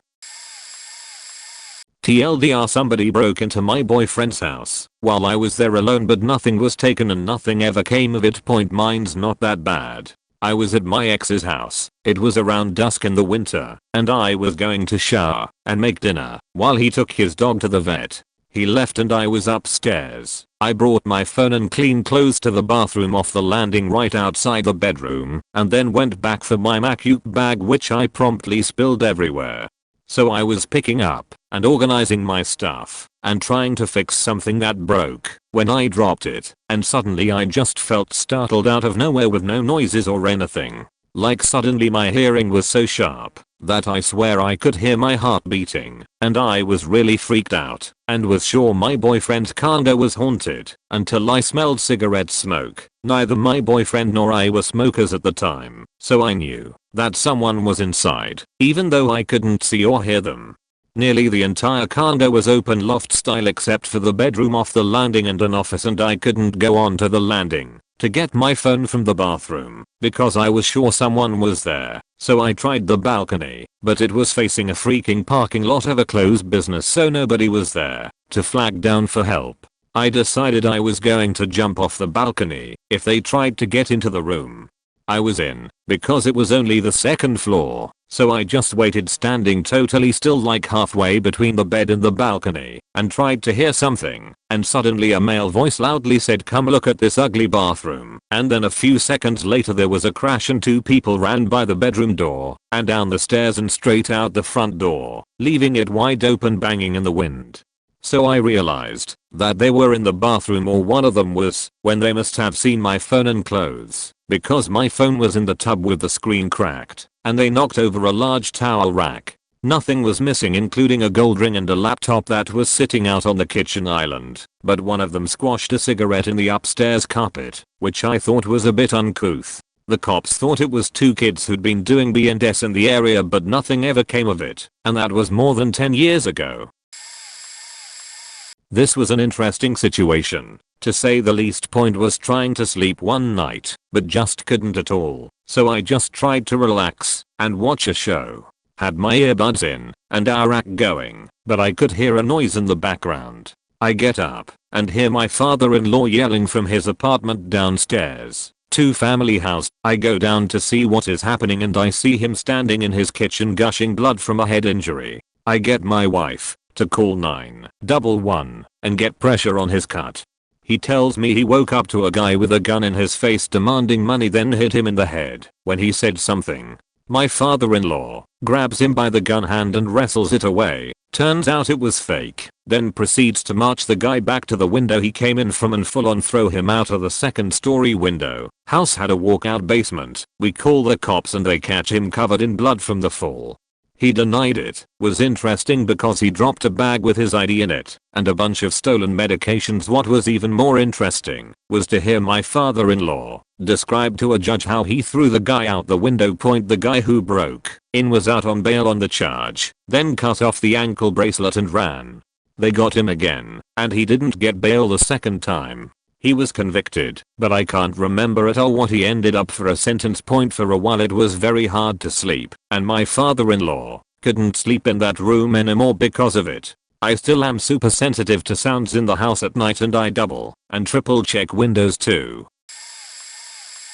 New Year's Eve 2017. My nan had died a week before on Christmas Eve, so naturally I got obliterated drunk.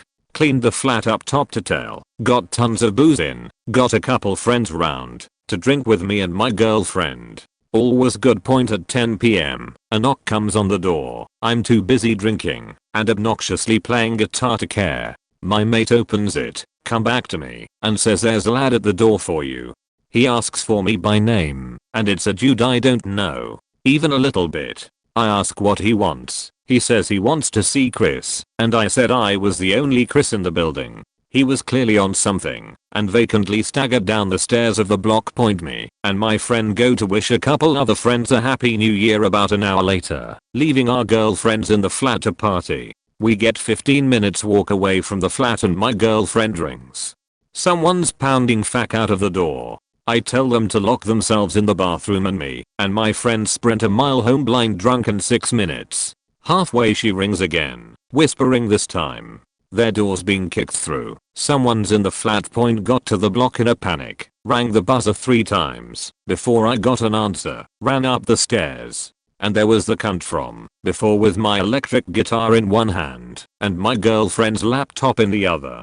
I saw Ed and lunged at him, punching him in the side of the head and pinballing, doing it against the wall behind him. I don't remember hitting him for that long or even that particularly hard, but I must have done, because I broke my hand and the police informed me he was in the ICU with a swelling on his brain. I never got into any trouble for it, but I was traumatized for a good while afterwards, so now I don't drink anymore.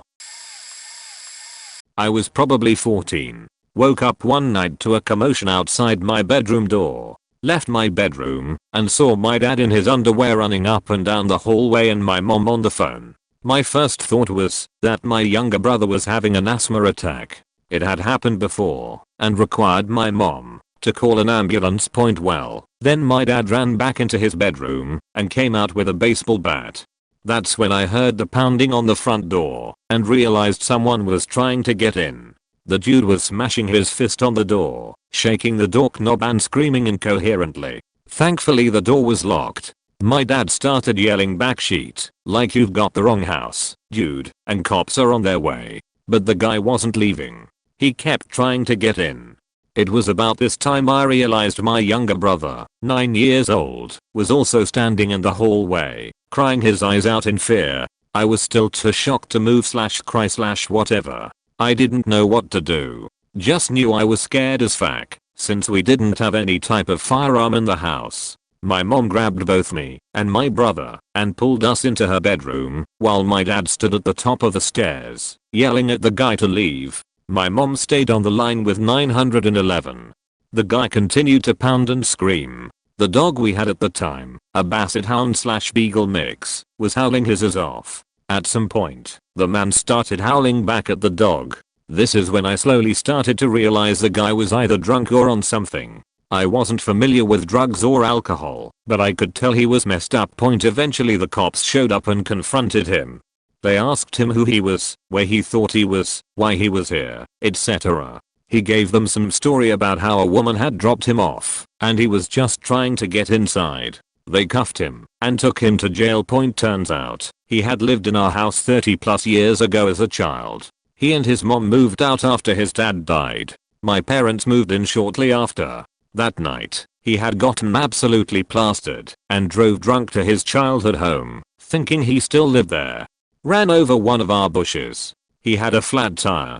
His car was parked diagonally across our driveway. Half of it was still in the grass. He was just trying to get in to go to bed. While he never actually made it inside. The thing that always freaked me out was that we typically never locked our doors. One of my parents just happened to lock it that night, and his childhood bedroom was my younger brother's bedroom. Had he showed up any other night, he very likely would have walked in on my sleeping 9-year-old brother. Who knows what would have happened then. Lock your doors and don't drink and drive. I lived alone across the street from my family's dairy, where I worked. I was taking a nap one day during my lunch when I woke to the sound of voices. My Spanish wasn't good enough to understand them, and my quarter-awake brain kept saying they were outside, even though a part of it was saying that's not right. Opened my bedroom door and quickly woke all the way up when I seen a guy 6 feet from me with both my bass guitars in his hands. For a moment I swear we shared the same look. "You're not supposed to be here." Then his eyes grew as wide as saucers, while I apparently grew horns and fangs, while shouting, "What the fuck do you think you're doing?" He immediately dropped the guitars and ran, and I could hear the sounds of a second person in the living room stepping on a plate I had left on the floor, breaking it. I'm still amazed my adrenaline-fueled brain heard and processed the sound, and recognized there were 2 intruders. I chased them to the front door, swearing and yelling the whole way, but stopped at the door because I didn't want to get in a 2v1 fight. It was at that moment I heard the second intruder, who was getting in the driver's seat, yelling, "Pistola, pistola." I thought I don't have a gun. Then looked to the passenger and seen he was already in the car, with a pistol in his hand hanging it out of the window. Instead of intelligently diving back through the doorway, my pissed off self decided it was better to yell "fuck you" one last time, flipped them the bird in case their English wasn't that good, then walked back inside and slammed the door shut. They were never caught, probably because I couldn't give a decent description or license plate. I believe the only thing they took was my iPad. They had put my expensive laptop into its backpack to take it, but had left it behind in their hurry to leave. From that day on I've always kept a stick in my sliding glass door, since that is how those assholes had gotten into my house. I also got a safe, so I could move my pistol from my parents' place to mine. Coming up on 14 years since it happened. Damn, time flies.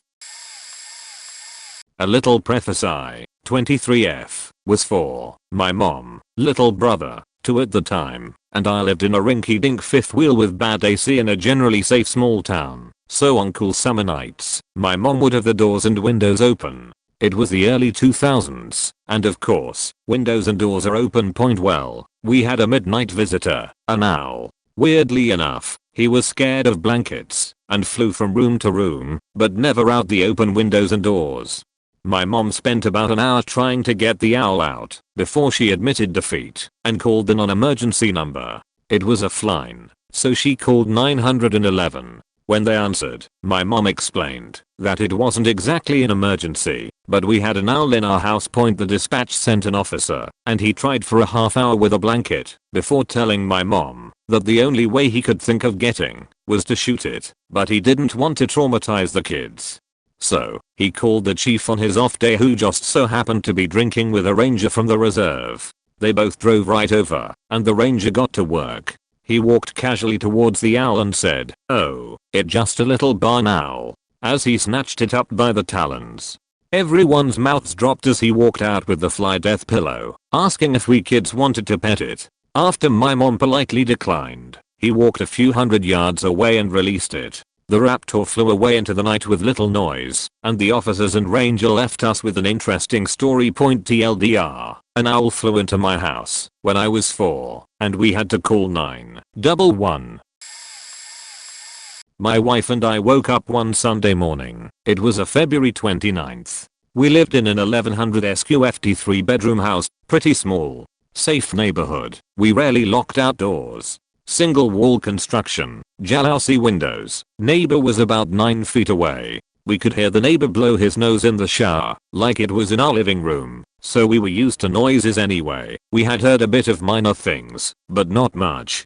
Then my wife gets up to go to the bathroom, and there's a woman in our living room. My wife says my name, then, "You can't be in here," so I hop out of bed, just in my underwear, and see a small woman in her late 20s, early 30s standing in the living room. She has one of our hiking backpacks and is about to head out the front door, but it's actually locked.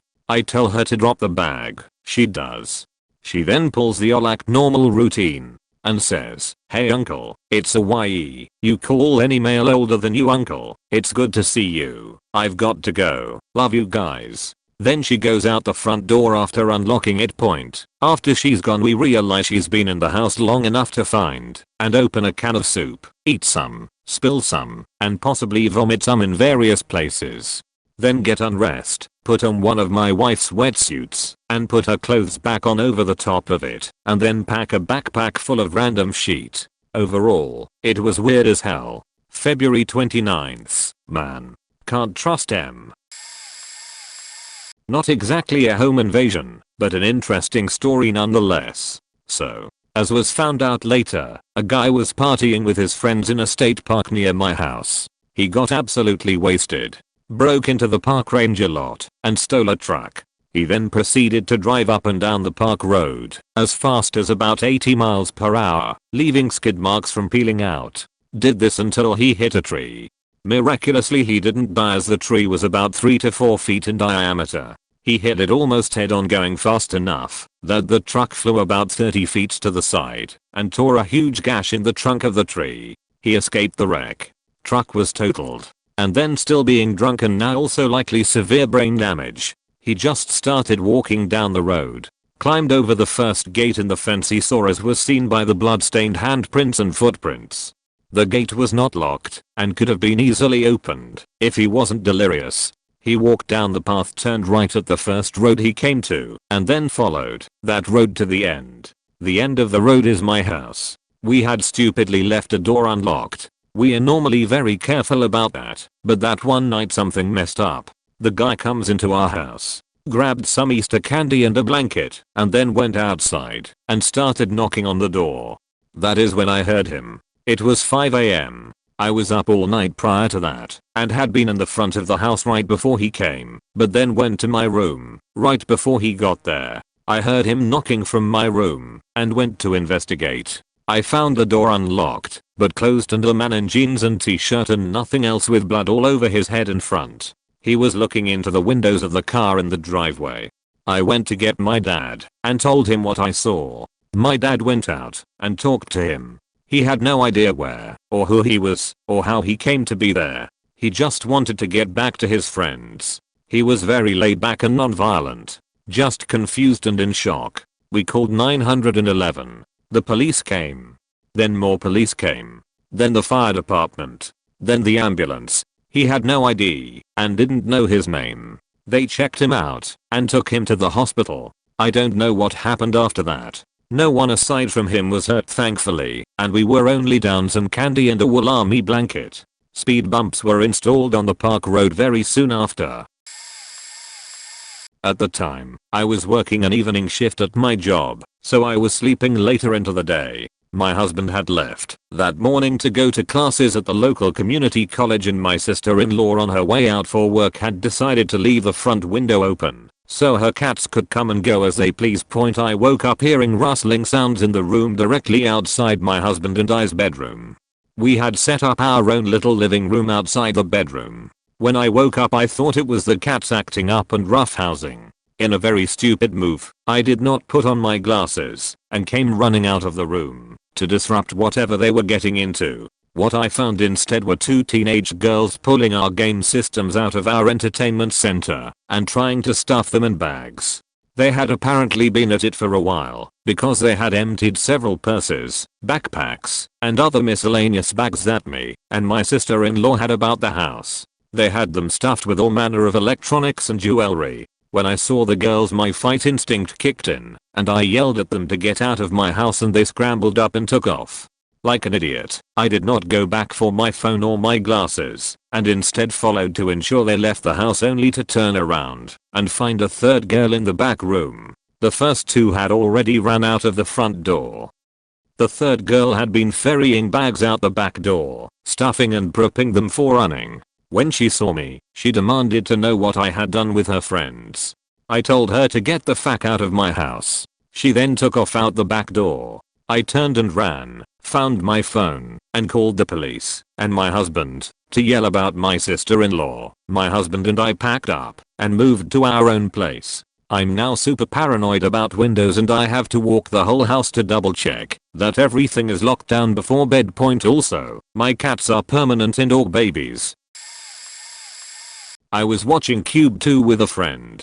It was about 2 AM. We heard the back door open and close. Didn't think anything of it as we were hoping. Had multiple roommates and generally a pretty good food of trafficking throughout the week. We kept watching the movie. After a minute, I looked up across the room at my friends. They were looking at the hallway, so I looked over and saw a gun with a hand holding it, and that's all I could see. Then the man with a gun entered the room and threw a big red duffel bag on the floor and said put everything in the bag. I then started to explain to him that he had the wrong house. He walked up to me, put the gun to my head, and said, "Go upstairs and get your sheet." I grabbed the bag and started walking towards the stairs. My friend got right behind me with the gunman following behind him. There were 2 turns in the stairway. At the second turn, I ran to my room and yelled, "We are getting robbed." Once in my room, I grabbed a machete, but remembered I had just bought a gun 2 days prior. I grabbed the hub, threw the clip in, and cocked it twice. I then stood at my door, yelling, "Crumbs." That's my friend's name who was behind me. After a minute, he opened his door adjacent to mine and said he was okay. I heard a door slam downstairs, so I swept the house quick and went out the front door. He was gone, and he left his bag. 10 years later I met the gunman while in treatment. I asked him to cut my hair for me and let him know during the haircut that I forgave him. Middle of winter in Syracuse, NY. I lived with my friend, both female, in a first floor apartment. It's about 5 am. I'm trying to go sleep and I hear a weird bang. I thought it was my roommate going to the bathroom because I heard loud footsteps. But the footsteps didn't stop like they would have if it was her. At this point my vision goes blue with anxiety. That's the best way I can describe it. I was cold and shaking from fear because something similar had happened only a few months before, but that guy hadn't been able to break down our door. Same room, a different apt. At the time I slept with a large kitchen knife by my bed and pepper spray because of aforementioned attempted break-in. I grab the knife and pepper spray, go over to my door and very slowly open it a crack so I can barely see out. For a few seconds I see nothing. And for context, my bedroom opened up to the living room, but a sheer curtain was hung just outside of my room so no one could see in, but I could see out. After a few agonizing seconds I see one person walk by dressed in all black and a hoodie, then a second person with a backpack. I try to stay quiet and close my door, but I fiddled with the lock. It happens in real life, not just horror movies lol, so they heard me. I heard rushed footsteps and assumed they were going to try and get me. I jumped out my window. The first person I attempted to call was my roommate, but it went straight to voicemail. So for the next sequence of events I seriously thought my roommate was dead. Just keep that in mind to set the tone. I'm now on my driveway with no way to get back in the house because of how high the window is. I hurt my foot from the drop. I have no shoes on, only boxers and a big tee, as well as my knife, pepper spray and phone. By now I'm on the phone with 911. As I'm standing there unsure of which direction to go, I see two guys running behind my house and laughing. They saw me in the driveway and started to run over to me. I wasn't sure if they were the robbers, but just to be safe I sprinted the best I could with a faked up foot and increasingly frozen toes the other direction towards the street. We had neighbors we were friends with in a house just across the street, so I run behind their house and try their back door because sometimes it's unlocked. But to no avail, it was locked. So I decide to hide between their cars. All this time I had still been on the phone with the 911 operator explaining, crying, and also apologizing because I was so distraught I really thought I could have been wrong, and I'm calling 911 for no reason. Just as I'm about to literally get under a faking car to hide, she tells me an officer is pulling up. This was within minutes of me calling. Around 3 points she tells me to walk to the street and find the officer. Again, I would like remind you, I have no pants or shoes on in the middle of winter, so I look insane. I find the officer, who turns out to also have a K9, which was comforting. I show him which house, and as he shines his flashlight it falls on a curtain blowing in the breeze. They ended up basically swatting my roommate because we weren't sure if the robbers were still in the house. They released a dog in the house after she got out, so that was exciting. But it turns out those jovial guys in my backyard were the robbers. They had popped a window on our front porch, gotten the chance to steal nothing but a $5 bill, left the shovel they popped the window with, and dropped one of their phones in the area I had seen them running to. I'm assuming that's where their car was. They came back the next night and flashed a knife at the Ring camera in the backyard, which was awesome. So fun. We moved out, blah, blah. They were caught that summer. They were serial robbers and broke in while someone was awake again. I wish them the worst. I was 14, living in Indianapolis back in the early 2000s. We heard glass breaking outside, and my dad thought maybe our neighbors dropped something while bringing in groceries. He went to see if they needed help, but it was a couple of guys loitering in the parking lot of our townhome complex. Next thing we knew, they were breaking down our front door. They asked my parents for money, but they didn't have any. So one of them beat the shit out of my dad, while the other tried to assault my mom. I was upstairs, so all I heard was all this screaming. Our only phone was downstairs, so I was madly googling to see if I could somehow contact the cops online, which didn't seem to be possible back in 2002. Anyway, eventually my dad managed to trip one of the guys and ran upstairs. The guy who was beating him up ran into the kitchen. But when he realized my dad had gone upstairs, I think he assumed he'd gone for a gun, and he went back and got his friend and they left. My dad actually didn't have a gun, he had a claymore. So he came charging down the stairs with the sword, while my mom was coming upstairs with the phone to check on me. And he accidentally stabbed her with a very dull sword. She was fine, but it was honestly kind of funny. They did eventually catch the guys, but our prosecutor got switched at the last minute and the new one didn't know the case, so they got acquitted. One of them ended up in prison anyway on an unrelated crime, and the other guy was actually shot to death a few years later, presumably gang violence. Yeah, kinda. Friendliest and weirdest home invasion I've ever heard of though. I live in NZ, and I was living in a flat with a group of friends. When I was young, I must have been roughly 17. It was a party flat, and we had been drinking for most of the night. My flatmates decided to go out clubbing and me, and my boyfriend at the time, decided to stay home and fool around. He fell asleep in my bed afterwards, and I decided I wanted to have a nice drunk bath, while I had the house to myself. It must have been roughly 1 to 2 AM in the morning, and while I was sitting in the bath with my drink I heard the front doors opening, people entering and talking. I figured my flatmates/friends had returned from the clubs, and thought nothing of it. Next minute, a young woman came into the bathroom. She looked shocked and apologized, saying she had wanted to use the toilet. I figured one of my flatmates had brought a girl home from the nightclub, and in my friendly drunken state I told her I didn't mind if she had a wee. We're all women here, not gonna see anything you haven't seen before kinda thing. She laughed and went and had a wee, and we had a stupid drunk chat, her on the toilet and me in the bath, and then she left. I noticed a few minutes later that everything went quiet, and when I came out of the bathroom everybody had left. I figured my flatmates had come home from the clubs for a quick pit stop, and then continued on to another party elsewhere or something. My boyfriend slept through the whole thing. Roughly 20 minutes later, my actual flatmates came home and found the Xbox, a handbag, my wallet that had been on the kitchen bench, laptop etc. Gone. I was so confused, no clue what had happened. They were kind of upset with me for not realizing what had happened or doing anything about it, but what was I to do? I had no clue. It turns out it was one of my flatmates' friends who had heard we were having a party earlier in the night and had come to join in with a few of their mates. Upon finding the house empty, they decided to rip us off instead.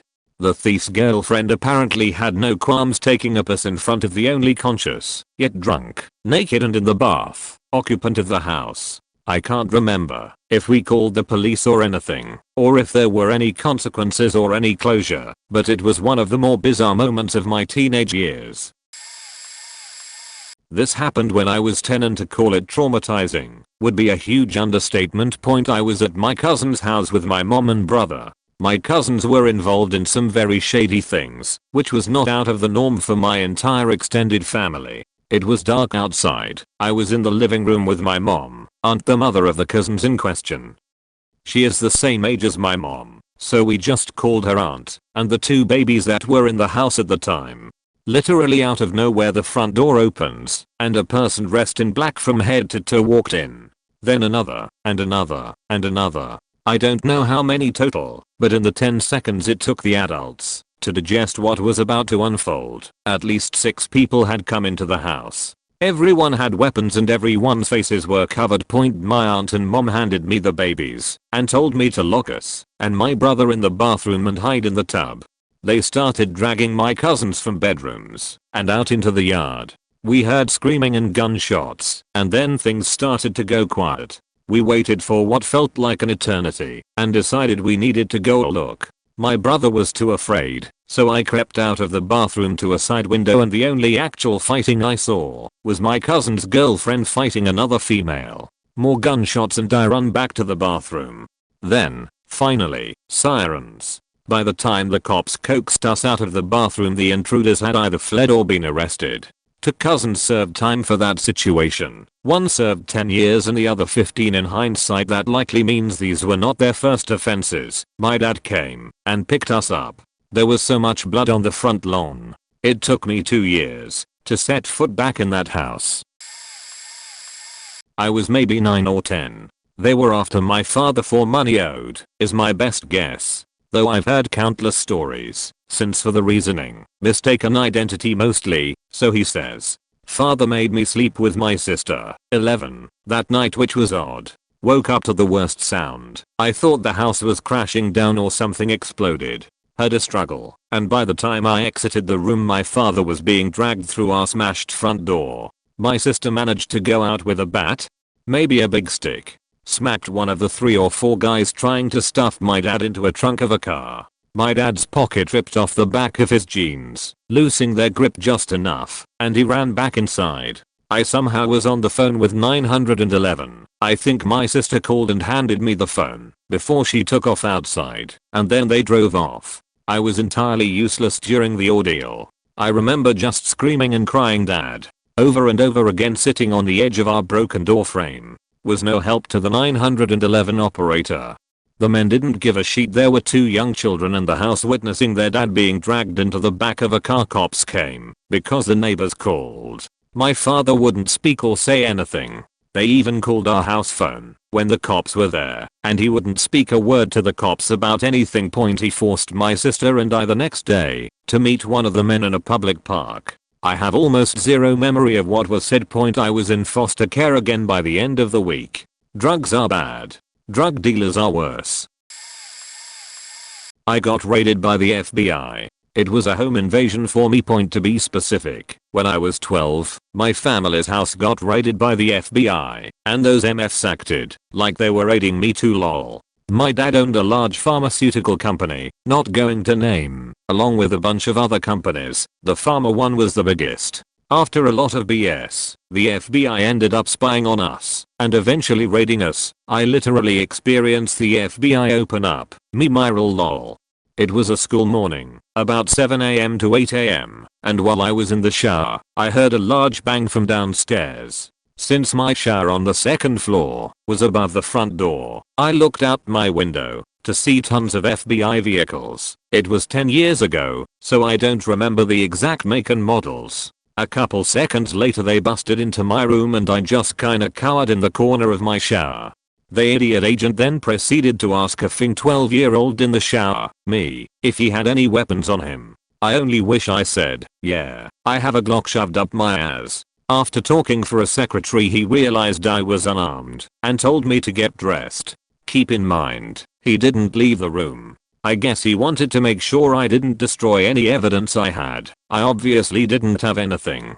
I then grabbed my backpack, and as I was walking out the door this MF snatches my bag off my back and say, show me what's inside the bag. After showing the MF my English HW and whatever else, I was allowed to leave for school. I remember school later that day very clearly, because my first 2 to 3 teachers asked me why my cloths were wet. Remember, I didn't even dry off. Just hopped out the shower, threw on cloths, and headed to school.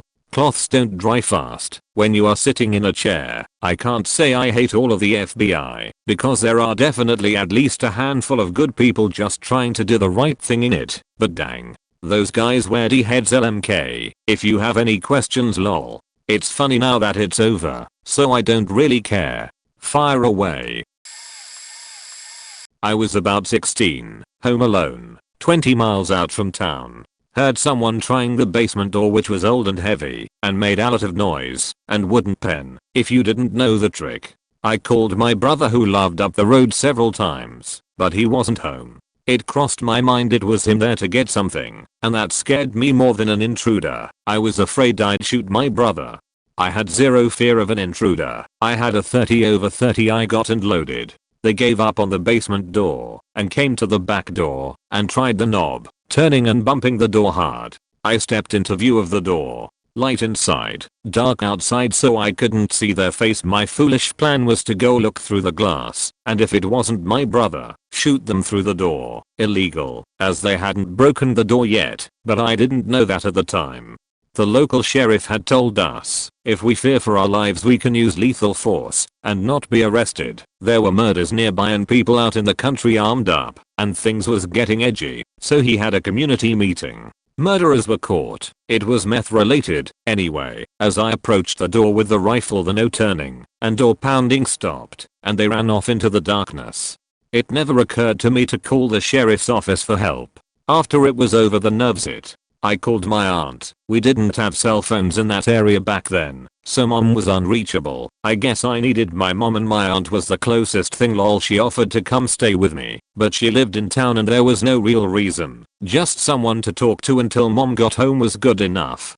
Weird thing, I was calm as I'm right now while it was happening, but seconds after it was over I shook all over. Whatever they wanted, they didn't want. If bad enough to come past that 30 over 30. I'm an avid supporter of gun ownership.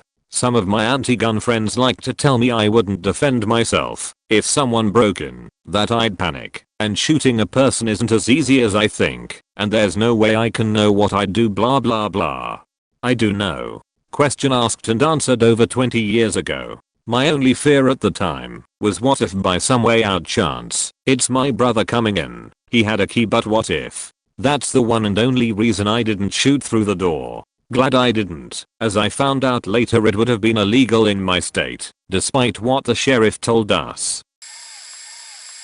I don't know if this counts, but it's a wild story I've never told before on Reddit. I was about 16, and I was at my 20-year-old boyfriend's house. It was the first time he'd moved out from his family home, literally the first day of him living there, and he was living with 4 other guys. 2 were friends of ours, one was a 30-plus-year-old friend, the last was a guy they called Shady. Yes, it was a very promising living situation. The doorbell rings, and I go to answer it. I see a guy I knew, who had dated my friend. I say hi, and he asks me why I was there. I explain my then boyfriend had just moved in. He asks to see how his room was set up or something, maybe asked to say hi to him. It was a while ago, but it was casual and essentially a way to get into the room. As soon as I let him in the house, immediately 2 other guys come out of nowhere and follow him in. If you can't tell, I was used to hanging out with sketchy people, so alarm bells weren't ringing right away. My friend / home invader and I were already heading to my boyfriend's room. When we get in, he immediately turns around and locks the door and tells us we are gonna be staying in here for a while. He did it under the guise of wanting to talk to my ex about his turntables, saying they were actually his and had been stolen. In the rest of the house, my 2 actual friends were kept in a room at gunpoint by one of the home invaders. The 30-year-old dude was bear-maced along with Shady, who also got slashed across the face. Yes, they were after drugs. Big surprise. After they left, and with half the house wheezing from getting maced, we left to walk to a local burger joint. Shady wanted to call the cops, because I don't faking know why. We didn't want to hang out for that, so we left. While we were walking, the cops had a chopper out. Not sure if they knew to look for us, or just the home invaders anyway. I still think the initial dude I opened the door to saw me, and immediately moved to protect me a bit. He looked very much surprised to see me, and I doubt he wanted to get in trouble for assaulting a minor. Several years later, that guy was found in the walls of a local mall. Pretty sad. He had a lot of problems, but he had some good in him too. A few years ago, I had just arrived home from a quick convenience store trip at night around 8:30 p. 9 p. My now ex-wife and I were about to watch a movie. The movie was Anchorman 2. We heard a commotion in our front yard, and I looked out the front window. This guy was rolling around in my front yard. I didn't think much of it. Maybe some kid goofing off, or whatever. So I closed the curtains and ignored it. Don't know the truth of it, but I'm assuming now that he must have been having a very bad trip of some kind. He started shouting, so I looked out the window again. At this time, he started moving toward my front door. Luckily, it was kind of broken. It would jam and required a lot of effort to open. He tried to open it, and at that point, I managed to lock it. He didn't stop trying to open it. Started kicking it, pounding on it. The adrenaline rush I had will never leave my memory. I have a couple of decorative katanas around my house. One was specifically above my dresser mirror. I ran to my bedroom and yanked it from its stand. I tossed the scabbard to the floor and yelled for my wife to lock herself and our kids in the bathroom. As she did, I tossed my phone to her to dial 911. She locked up with her and our boys in the bathtub. I then stood by the front door in what I assumed was the best possible kinjutsu stance I could muster. It's kind of a blur. The sword was held over my head with the adrenaline flowing. It seemed to last forever. My heart was pounding. I could feel my heartbeat in my head and in my ears. Then silence. The adrenaline held for quite a while. My neighbor heard the commotion and came across the street with his handgun. The guy had run off. The police showed up and eventually caught him about 10 minutes later down the street. I can remember as I was talking to an officer on my porch, I heard another officer yell their ears, then flurry of get down, get down, get downs as they tackled him through a neighbor's small wooden fence. I will never forget it. I don't know how I would have acted had he actually come through the door. I assume I would have brought that sword down hard. The mess would have been terrible. The adrenaline rush was tough enough. The come down from that was brutal. The only silver lining I take away is that many people think they have the courage to defend their families, but never get to find out the truth. I know I have done so, and I'll always know the answer to that question. I reacted and didn't even think about what I was doing. It was the most natural, primal feeling. I don't wish it on anyone. Edit. Side note, I have a severe negative association with the movie we were going to watch, and have never wanted to watch it since. It's not exactly home invasion, but here it comes. So when I was young, about 8 years old, my father used to work late at night, and a key to the story, we lived at the time in an industrial area, so our house had a factory behind us and another on our left, adjacent. So one night, I was in my room playing with my toys. I suddenly heard a loud bang, like something big fell onto the floor right outside my bedroom window. Instinctively, I looked to the window. It was pitch black outside, so I couldn't see anything. So I ran to my parents' bedroom, where I found my mother and brother already there looking shaken. My mum got a butcher's knife, the ones used to slaughter cows, from the kitchen, hid it under her bed, locked the bedroom door, and the three of us slept in her room that night. I think she was too paranoid to sleep anyways. So the morning comes, my father is home, he investigates, finds nothing, no fallen rocks, props, nothing. So we all go on with our respective lives. Later on, after my father left for work around midday, my mother was tutoring my brother in our room when we hear a knock on the door. It's a police officer. He took a look around, asked us whether our house served any purpose other than a shelter, like a business or something. Of course the answer was no. Then he asked if we'd seen or heard anything strange last night. My mother mentioned the incident. So he told her what happened. A guy who'd stolen a good chunk of cash from the factory behind our house killed the security guard as an attempt of escape. So he jumps to our backyard. The backyard is not wider than a cubic meter, causing that loud bang, landing right outside my window, runs through our front yard, climbs the fence and heads off to the main road, ignoring security cameras which identified him. He was caught, of course. Yet, my mother always kept that butcher's knife under her bed at night. But sometimes I wonder what would have happened if me and the murderer made eye contact through my bedroom window. Would I be still alive to tell the tale? Or would he have just accepted defeat? Maybe he did see me. Maybe he spared us. Or he didn't have time to deal with us. I guess we'll never know. I left for work one late afternoon, and when I got there I realized that I had forgotten something, and I needed to run back home. When I arrived home the driveway was empty, so I assumed that my husband, now ex, but not because of this lol, was not home yet from work. I unlocked my front door and opened it up, and I saw someone looking like they were hunched over by our entertainment center, kind of trying to hide. My first thought was that it's my husband playing a joke on me because he loved to make me freak out or jump, or even better, for him, I would scream like a bitch. I started walking towards the living room, and as I got closer I realized that this was not my husband, and in fact this man was much larger than my husband. This man was so large that it blew my mind that he was actually attempting to use my entertainment center to hide behind. I yelled at him and asked him, what the fuck are you doing in my house? He told me that he got lost and that he was really sorry, he didn't mean to come into the house. I started screaming, you have to be out of your mind. If you really think I would believe you got lost and just wandered into my house, my locked house, you're insane. Must have thought you lost your key. Huh?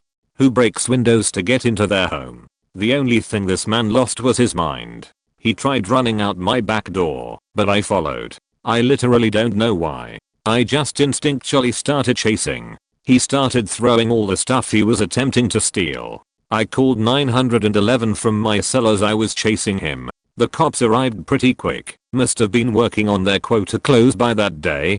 Once I saw them, I stopped chasing him, and I let them do it. I got almost everything back, except the jewelry that he must have tossed in the creek by my home. I'm pretty sure of that, because the cops didn't find anything on him when they searched him. I literally collapsed on the ground and started crying. I think the reality of the situation started to hit me, and once I felt safe I could let out the anxiety/fear that had been bubbling just below once the adrenaline calmed all the way down. I don't know why I thought it was my husband, because like I said his car wasn't in the driveway, and he had no idea that I would be coming back from work, and I don't know why I did not just run out my front door as soon as I realized that this was somebody robbing my house. I just know that I instinctually went into protection mode. I don't think I'm some huge badass. In fact, very far from lol. I just know that no matter what, I will never go down without a fight.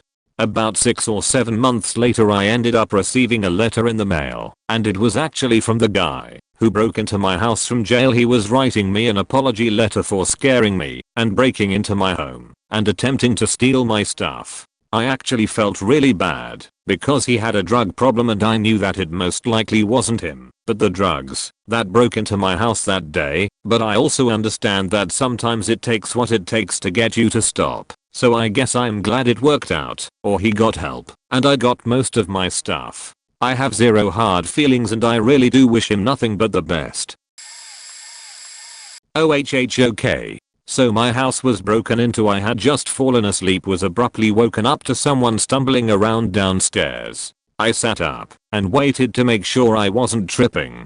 Sure enough, someone was in my house. I ran downstairs but naked and saw a man standing in my kitchen looking through my mail. I said, "What the fuck are you doing here?" He didn't answer, but he kinda lunged toward me, so I went apeshit. I grabbed him by his shirt and twisted it up and wrestled him out my house. My living room is 2 steps lower than my kitchen, so we both fell down the steps, which hurt like hell. I was recovering from an accident, so my body was very fragile at the time. I kicked him out of my house and realized he was very drunk and very high. Well, this stupid as decided he didn't want to leave. He kept kicking my door, breaking my potted plants outside ECT.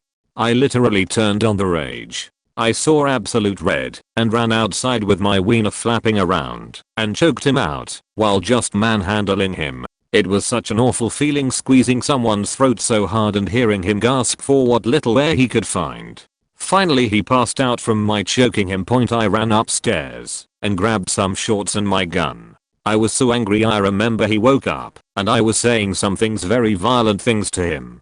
My poor wife was upstairs thinking someone was murdering me. She was sobbing and crying, hiding in the closet trying to call 911. We get poor reception at our house, so the call kept dropping. I yelled for her to come downstairs to help me. At this point I knew he needed to go to jail. He was a danger to himself and others. After the perp came to, he was talking the old usual shit, saying I was racist and that I'm the problem with the world DCT. Finally, the police shows up, and as they're rolling up he pushes me into some bushes and tries to run away. Well, as he's running he hits his shoulder into a tree, slides across the hood of a car like a cartoon character and falls on the ground. I once again chase him. We wrestle a bit and I choke him out again. My wife is holding the gun at this point. Cops come. I throw my hands in the air, point out the suspect. He gets arrested and I proceed to puke violently. Shaking with adrenaline, this guy was some high-level employee of some very large tech companies. I won't mention the companies, but he had no business acting like this. He goes to jail, and the whole time is taking nonsense. We drop criminal charges, but are suing him in civil court. That was 2017, and we are still dealing with the case. PTSD from the incident as well as my wreck less than a year before. Just an absolute nightmare of a year. I don't feel comfortable in my home anymore, even to this day. I hear things even if it's nothing. There's more to this story, but I think I've said enough, and sorry for typus and she TLDR. Fought a drunk guy naked and rubbed my wiener all over them. About 2.5 years ago my daughter woke up around 2:20 in the morning to a strange man standing in her room. She yelled, "Who are you? What are you doing? Stay there." Ran upstairs to our room and said, "There's someone in the house." My wife and thought she was having a nightmare, but she was so distraught I yelled, "Who's there?" down the stairs. A voice yelled back, "They told me to come here." I immediately grabbed my daughter and wife and started to run to our room because they had followed. My daughter yelled to get her brother and we ran into his room and basically yanked H from his bed. We went to my room, closed and locked the door, grabbed the key to my gun safe and my wife's phone. Went into our bathroom, closed and locked the door, then went into my closet. I got and loaded my gun while my wife called 911. While my kids hid in the back of the closet, 911 asked if he was still in the house. I explained our location and said I didn't know. They asked me to check. I clarified that they wanted me to leave the closet, leave the locked bathroom, leave the locked bedroom, all with my gun and see. They said yes. I went out to the landing and yelled again.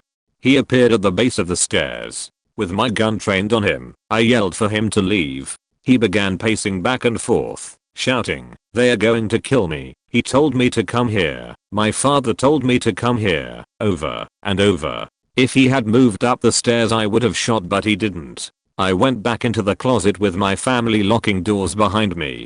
By that time the police were on site. They went around the back of our house and we are about to come in the back door. We told them we thought we forgot to lock it and that's how we thought he got in. As they reached for the door they heard the deadbolt click. The 911 operator asked me to come out and unlock the door. I told them I didn't know where he was in the house and didn't know if he was armed and that I wouldn't engage with him again unless absolutely necessary. We told them to kick in our door.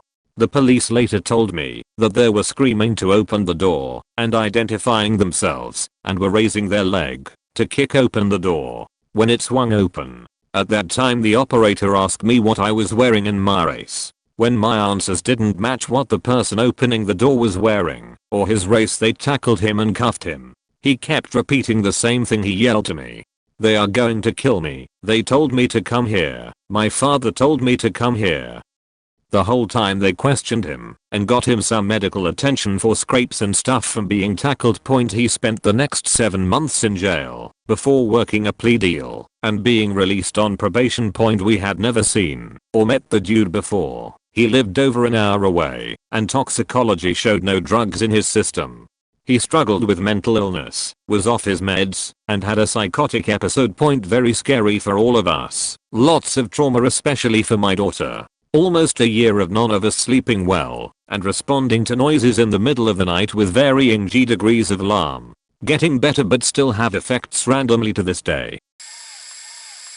I was getting ready to go to a concert with my girlfriend, and when we were about to leave there was a vehicle in our driveway, which we share with our neighbor, 4-family apartment building. While my girlfriend canvassed the neighbors to see if the vehicle belonged to a friend of theirs, I heard a rustling in the basement of the apartment. When I went to check, I found a man pilfering through our neighbor's storage unit.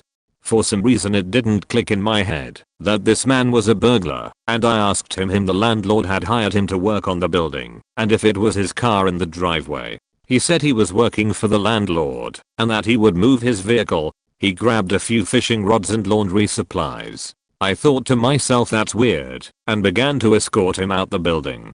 While walking him out, it hit me that we were being burglarized, and I began asking him what his name was and what he was working on. He wouldn't answer, so I started loudly demanding that he stop and tell me what he was doing. At this point, my neighbor overheard what was going on, and they chased him out of the apartment. He dropped my neighbor's stuff, pushed my neighbor, got in his car and drove off. Throughout this store, I sound like an airhead, which I am, but I was able to give an incredibly accurate description of this man to the police. Down to his age, height, weight, vehicle description, and an exact license plate. The police caught him the very next day.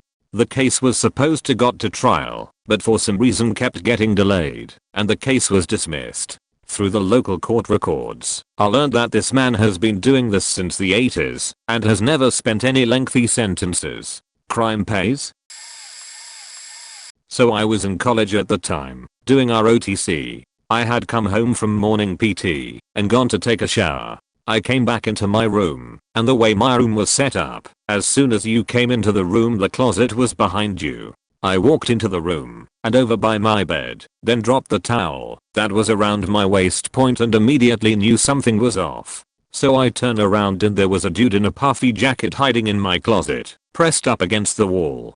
He was faking terrified, and he saw my naked ass, literally and figuratively, and then made eye contact with me. And then went from horrified to this "Hey dude, what up" smile and step out, and said, and I quote, "Hey, I'm looking for Frank," to which point I went, "No, you're faking not." Then I get this voice in the back of my head that just said naked. And then fight or flight kicked in, and flight won. Hard. I took off out of my room and sprinted down the hallway, and as I'm doing so the dude was running behind me. And as I'm running my brain is like, you're naked, bad, you're naked. So I'm wrapping the towel around my waist as I run for my life. Point I hit the kitchen, which is at the end of the hall and on the way to the front door, and my roommate is coming out of an adjoining bathroom and sees me naked, and then sees me screaming, "There's a dude faking behind me, holy shit," and then does what any good friend will do, gives a high-pitched shriek, turns around, goes into the bathroom, and closes the door. I look around the kitchen and see no knives or anything to defend myself, but see an adjoining room is open, so I run into it and slam the door shut. The intruder in turn runs out the front door and leaves. Point not sure if he ever ended up finding Frank though. I was 3, so I couldn't do much. Point we lived in an apartment in the North Bronx. 2 men knocked on the door, and a cousin who was living with us at the time opened the door. Before he could do that, I ran and hid in the coat closet right by the front door. I loved to jump out and surprise the person who came in. Point my cousin yelled out to my mom saying they were delivering flowers for her. When she got to the door, they pulled out guns and pushed her inside. So, I jumped out of the closet, and one of the men grabbed me and put a gun to my head. I peed myself. My mom flipped out and started fighting the guy. He dropped the gun, and my mom went for it. He beat her to it and pushed us into the living room. Point my grandmother, my dad, my cousin, and my cousin's wife were all there. I think one of my aunts was there too. They made us lay on the floor. I don't remember any of the above. I remember being on the living room floor with my mom on top of me. One guy took my dad to the office. He knew about the safe and jewelry. The other guy stayed in the living room with us. He kept saying, "Don't look at me." But I was 3, so I looked. I remember his hands shaking, and that he wore glasses that were similar to glasses one of my uncles used to wear. While this was happening, the other guy started pistol whipping my father to get him to open the safe. He did, and the guy grabbed all the cash and jewelry that he could find. Point the next thing I remember were the guys being gone. We were waiting for the police to arrive, and I wanted my security blanket. They wouldn't let me get it because the police said not to touch anything. Point we moved to Miami shortly thereafter.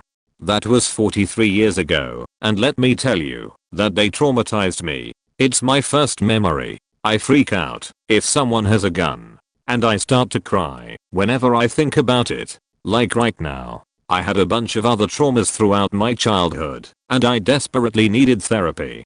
I finally put myself in therapy in my mid-20s. I had developed borderline personality disorder. It took a shit ton of therapy, including EMDR and meds, before I was finally able to manage my CPTSD and maladaptive behavior patterns. They never caught the guys.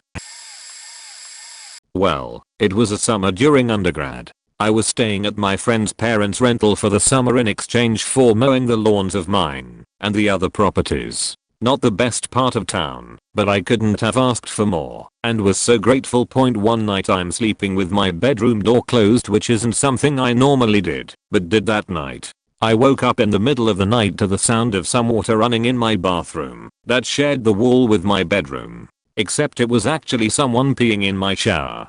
They stumble out of the bathroom and flick on the living room light, so now light is coming in through under my door. I realized what was happening and quietly stood up. I opened the door slowly and see a guy going through the spare room where I had stored a lot of my and my girlfriend's stuff for the summer while she was abroad. He's packing a backpack with things when I get the nerve and say deeply, "Who the fuck are you?" He's stunned and turns around blathering, "I'm Dave, man." Dave was the name of the old tenant who lived there, however I had met him before and this wasn't him. He clearly knew of Dave though, so I didn't say anything. He continued, I'm sorry man, I'm just really faked up. So we end up hugging it out, and I ask if he could kindly leave the house. Weirdly he insisted on going through the front door though, claiming he would leave the key behind him. He used to get in. This is odd, because the front door leads directly to a busy street. No one would use it typically, but I was assuming it was just because he was faked up. I get him on his way and turn around, and noticed the kitchen light on. I lock the door, and go to the kitchen to see the back door had been kicked open. The strike plate is on the floor. This motherfaker had kicked in the back door, and I slept through it, but somehow was awoken to him peeing in my shower lol. I freaked out, and barricaded the door with moving boxes, and got a kitchen knife, and watched the door, while I waited for the cops to come after I called them. They came and took my statement but nothing happened. My friend's parents came over the next day, and installed a deadbolt and new locks. Weeks went by, and one day I saw the dude walking down the road. Turns out he was my next door neighbor, and from what I could figure out had busted in drunk thinking he could steal from a vacant house. I told my friend, but let it go. It was weird mowing that guy's lawn the whole summer though lol. After that they ended up getting evicted for other reasons, and not paying rent. I did help clean out that house, and not surprisingly they had trashed that place. I still think the weirdest part though was that me and the dude hugged it out, but prefer that to him having gotten violent. I woke up at 4:30 am when this happened in New Zealand. I had clients in USA, so I would sometimes check my emails early in the morning on my computer. I walked to my computer room and noticed some boots behind the curtain. I quickly moved to the center of the room and saw a man's shadow behind the curtain making an attempt to climb out. For some reason, I then charged at the man and grabbed his arm and started pulling and pushing back and forth quite hard. I was yelling super loud so that my wife could get a heads up to hide in case there were more than one intruder or this guy overpowered me. This went on for about a minute while I was yelling at him if he had anybody with him. I then got nervous as his other hand was reaching down for something. I decided at that point to kick him out of the opened window. He then tried to grab his bag. I told him if he grabs his bag I would come down there and fuck him up. He then ran away without his bag. At this point I then decided to jump out the window as well and chase this guy for a bit. I was only wearing my underwear, lol. He tried to get into a car that was parked down the street. I shouted at him to not even try to get into the car. He ran into the bushes and I waited there for a few minutes to make sure he didn't come back. His dog was in the car. I got the license plate number and then went back to the house. My wife was so scared because she had no idea what happened, and after I jumped out the window, it all went quiet. She thought I was dead. The police came 30 minutes later. I'm an artist, so I sketched his face, and the cops knew him straight away. Adrenaline really kicked in, and I was not scared at all. I got up and went to my bathroom to pee, thinking what the fuck is going on up there, with all the noise upstairs from my basement room. Then as I was climbing back into my bed, the egress window behind the headboard was broken in. I yelled, "What the fuck are you guys doing?" and pulled my curtains back to see several tubby little men stuffed into ill-fitting jumpers with silly body armor pointing rifles at me. They started screaming, "Put your hands on the window," and I calmly responded, "You broke the window and you're pointing rifles at me. I'm only wearing boxers and I just woke up. I want to comply and cooperate, but please lower your weapons and explain what's happening. I'm afraid." Then a few more Berger-Andy looking ass giant babies kicked my bedroom door in after setting off flashbangs in my dining room and breaking all the main floor windows and breaking down my fence on the opposite side of the house from the open, unlocked gate. Also after being let into the house by my roommates, so no reason to break anything, they waddled down the stairs and screamed a bunch of incoherent and contradictory commands, so I laid down on the floor and put my hands behind my head. Then I got dragged up the stairs and thrown in the back of a SWAT van where some tiny little man in a cheap suit came and said, "Where's the gun?" I'm some bullshit title that was supposed to sound intimidating, and I'll find it anyways, but it'll save us all time if you tell me now. So, still having no fucking idea what's happening, I told him the location of my locked, unloaded, no artillery in, or near the case, in my locked case, little bitty, brand new, never chambered, stock Glock 43 on a high shelf in a storage closet. Then I got taken to a booking location, then I got shackled from ankles to wrists, and stuffed in the back of a truck, where I had to keep my head between my knees for a 30 minutes ride to a jail cell. Then I made a sarcastic comment when asked if I was suicidal, and I got stripped of my underwear to be completely naked, and put in a solitary cell with a steel platform bed, and no blankets or padding, and extremely bright lights for 3 days. Then I talked to a psychologist, and got stuffed into another truck, to take me to the prison I used to regularly deliver DoorDash to, where I was finally allowed to make a phone call, but had no numbers memorized to call. Then waited another 3 days before I got to talk to a PD. A couple days later I was released on PR bond and walked 5 hours home barefoot in my underwear in the snow to get my car, which I lived in through the rest of one of the hardest winters I've ever seen.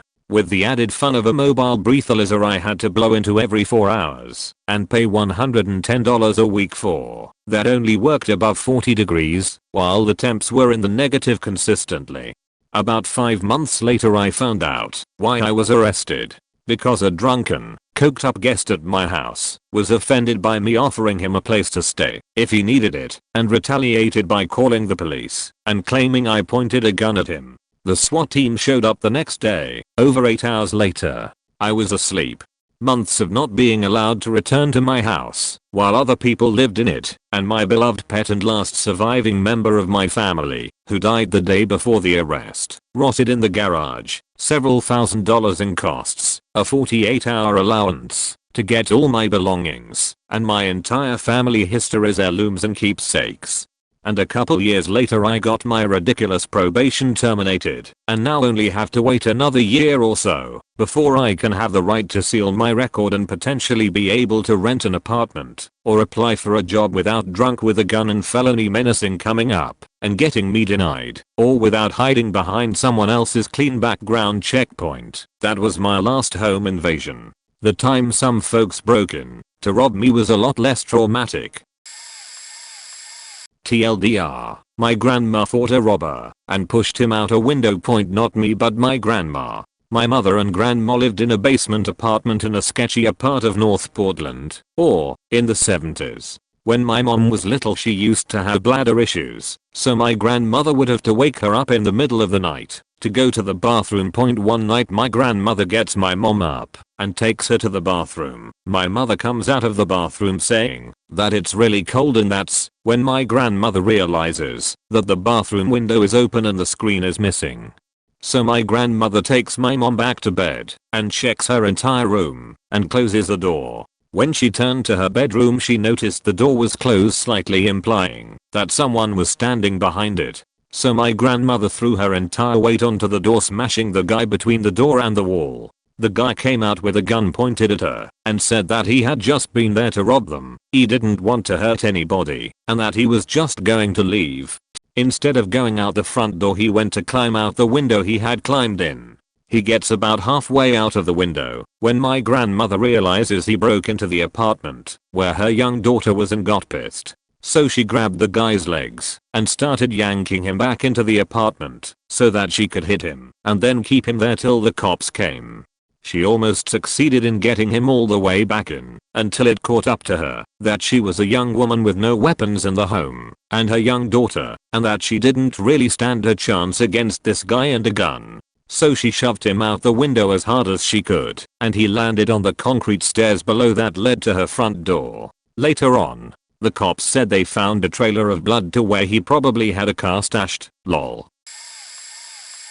This was back in 2008 on a weekend. Just me and mum at home as dad was out at lunch with my grandparents. I was upstairs working on a uni project when I heard a series of loud noises outside and my mum crying out. I heard her open the door to the side garden and start yelling for help, and that's when I knew something was very wrong. I immediately grabbed my phone, ran into my bedroom, shut the door, and dialed 999. Someone picked up and all I could do was frantically say my home address and that I needed help before my mum knocked on my door and calmly asked me to open it. Opened the door and my mum rushed in as 3 armed men crowded the doorway and told us to sit on the bed and stay still. We basically just sat there, dumbfounded, as they proceeded to raid our house. They didn't touch us or hurt us, thankfully. I don't think they had expected anybody to be home. It was over within 15 minutes. In, out. We waited till it was quiet before mum called the police, then my dad. I was still so stunned. Only once my dad rushed home and walked through the front door did I burst into tears as it all hit me. Luckily no one was hurt and insurance covered pretty much everything. Police couldn't do much and it was all chalked up to yet another home invasion in our neighborhood. We beefed up our home security and I proceeded to have nightmares of people breaking in 4 years afterwards. It was only when I moved to Australia 9 years ago did they finally stop. 0/10. Would not recommend. I was studying for my exam, waiting for my husband to come back. I was at his mother's house in my brother-in-law's room. My husband and brother worked with a company unloading 17-wheelers, so the hours were longer sometimes. This particular time it was after 11 p.m. Everything was quiet. It was my mother-in-law in the living room, another brother-in-law and 4 kids in bed. All of a sudden I hear a crazy commotion coming from the front room. I could hear men kicking in the front door and a man's voice I didn't recognize, obviously trying to keep them out. I was so scared I rolled in between the bed and the wall. We weren't in the best area of town. I was terrified. Well, it got worse. My brother-in-law comes in carrying a AK-47 with a drum. Throws at me, tells me they're about to break in.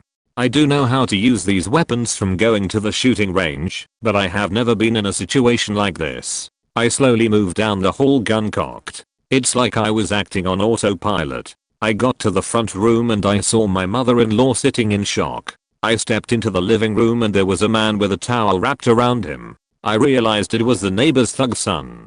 They were still kicking at the door, yelling outside. I became so enraged I told him something to the effect of "Get the F out or I'm going to shoot you." Although scared he did. As soon as he opened that door it's like the only thing these thugs saw was the gun. Everyone scattered and left.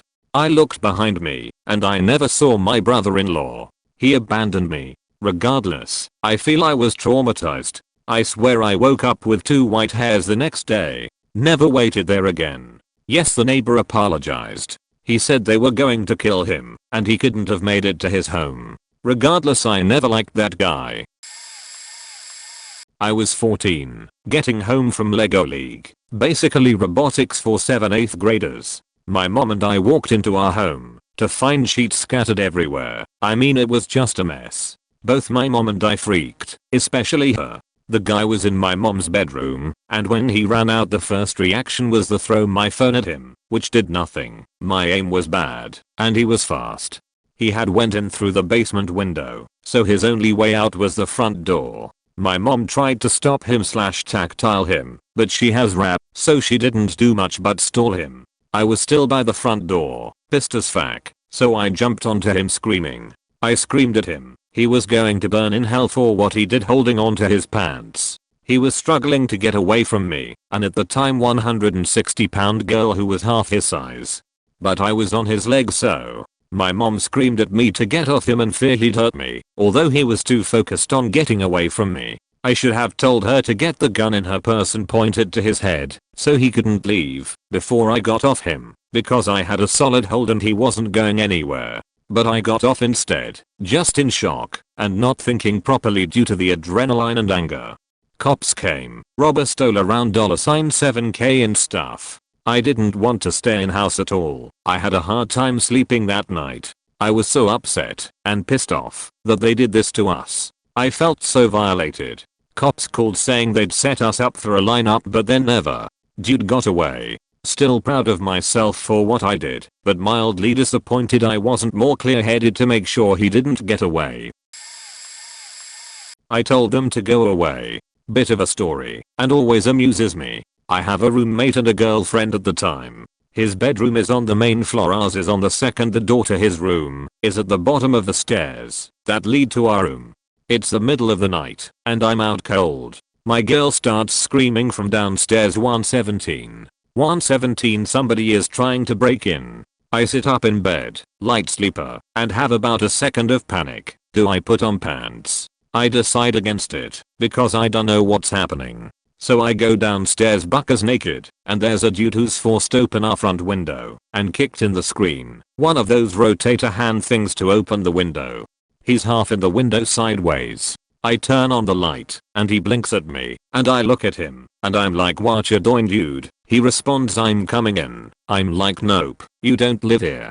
To which he says, yes I do. At this point I look around to see if I'm still asleep. Nope, all my sheets here. I tell the guy, just go away, or I'm calling the cops, and if you actually come in I'm going to arrest you myself. But he doubles down, insisting that he lives there. At any point I'm expecting my other male roommate to come out and get a face full of my naked ass, so I'm not having a lot of patience. I says to him to leave, he's not getting another chance. He insists he lives here. I tell him I've lived here for 3 years and never seen him before. I started saying something else but gave up. I says to my girl, call the cops, hun, and turn to face the guy again. He's still just kind of chilling half in the window. Doesn't seem to be doing anything, and I'm a much larger man than he is, so I'm thinking I don't wanna flash the cops, so I says I'm gonna go put on pants and turn to go upstairs to throw on sweet pants. My girl, meanwhile, I can hear on the phone the cops ask for a description, so I pause to give one and turn back. I figure I can do the description while buddy is in the window still, but he's just gone. Like he never was. So I says to my girl, I'm going to bed, and I do. I lay down for about 30 seconds and I realize he kicked in the screen. That means both the cats are outside now. Not wanting to make my girl go outside and find her cats with the nut job around, I toss on my robe and go outside. I'm calling for the cats for a few minutes and a cop pulls up and gets out. He yells at me, what are you doing there? To which I respond, relax, I'm the one that called. I'm looking for my cats. The officer immediately deflates and starts to come over. He asks what buddy looks like, and I, still looking for my cats, look up towards the street and the intruder is casually walking towards the officer, and I point at the dude and I say to the officer, that dude looks like that. That's the dude. And the second officer just flying tackles the guy, close him right over, and I can hear him reading dude his rights. I just went into the backyard, found the cats and went inside. Not too long after the officer is knocking on the door, my girl talks to them and comes back and tells me as she's getting into bed, we may have to go to court. We did not end up being needed. We keep that window closed at night now. Point edit. Roommate never did make an appearance. I had just moved to a then very seedy part of Brooklyn with my childhood best friend Dave. We had a downstairs apartment in a small 2-unit building. The upstairs was occupied by 3 young teachers, 2 guys and a girl, and they were in the process of moving out when apparently some neighborhood criminals busted in and held them hostage at like 2 in the afternoon. Dave and I were both home, and I remember hearing yelling coming from upstairs, but didn't think anything of it because they were in the moving process and I just figured it was movers or something. Anyway, I went out to the corner store to get some smokes, and one of the upstairs roommates ran after me. He told me that some people broke in and have a gun and are holding his roommates hostage, already took them to the ATM to get cash, and were still up there. He asked me not to call the cops because he was afraid his friends would be shot. I went back inside and told Dave, who is a pretty big guy and had a big and very mean pit bull mixed dog. He also had some samurai swords. We waited by our door, swords in hand, with dog, as we chatted about what to do. Whether we should call the cops, charge up there, wait to see if they try to come into our place too, etc. After like 10 minutes, the bandits left. We called the cops, who said they couldn't do anything. Then the bandits showed back up and stood outside taunting us. It was a weird day.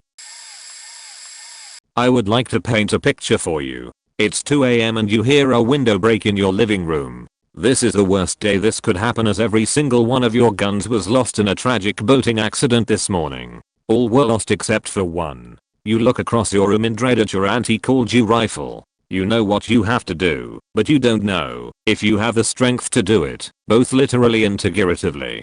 Heaving the rifle into your arms, you load a .950 cartridge and begin to waddle towards the door. Your feet make a loud thud as you take each 6 step. You know the intruders hear you. You hope they do, for perhaps they will run and spare the world the suffering that is about to befall. At point you try to set the rifle down, but end up clipping your bedroom door, and it is immediately knocked off its hinges by this battering ram in your hands.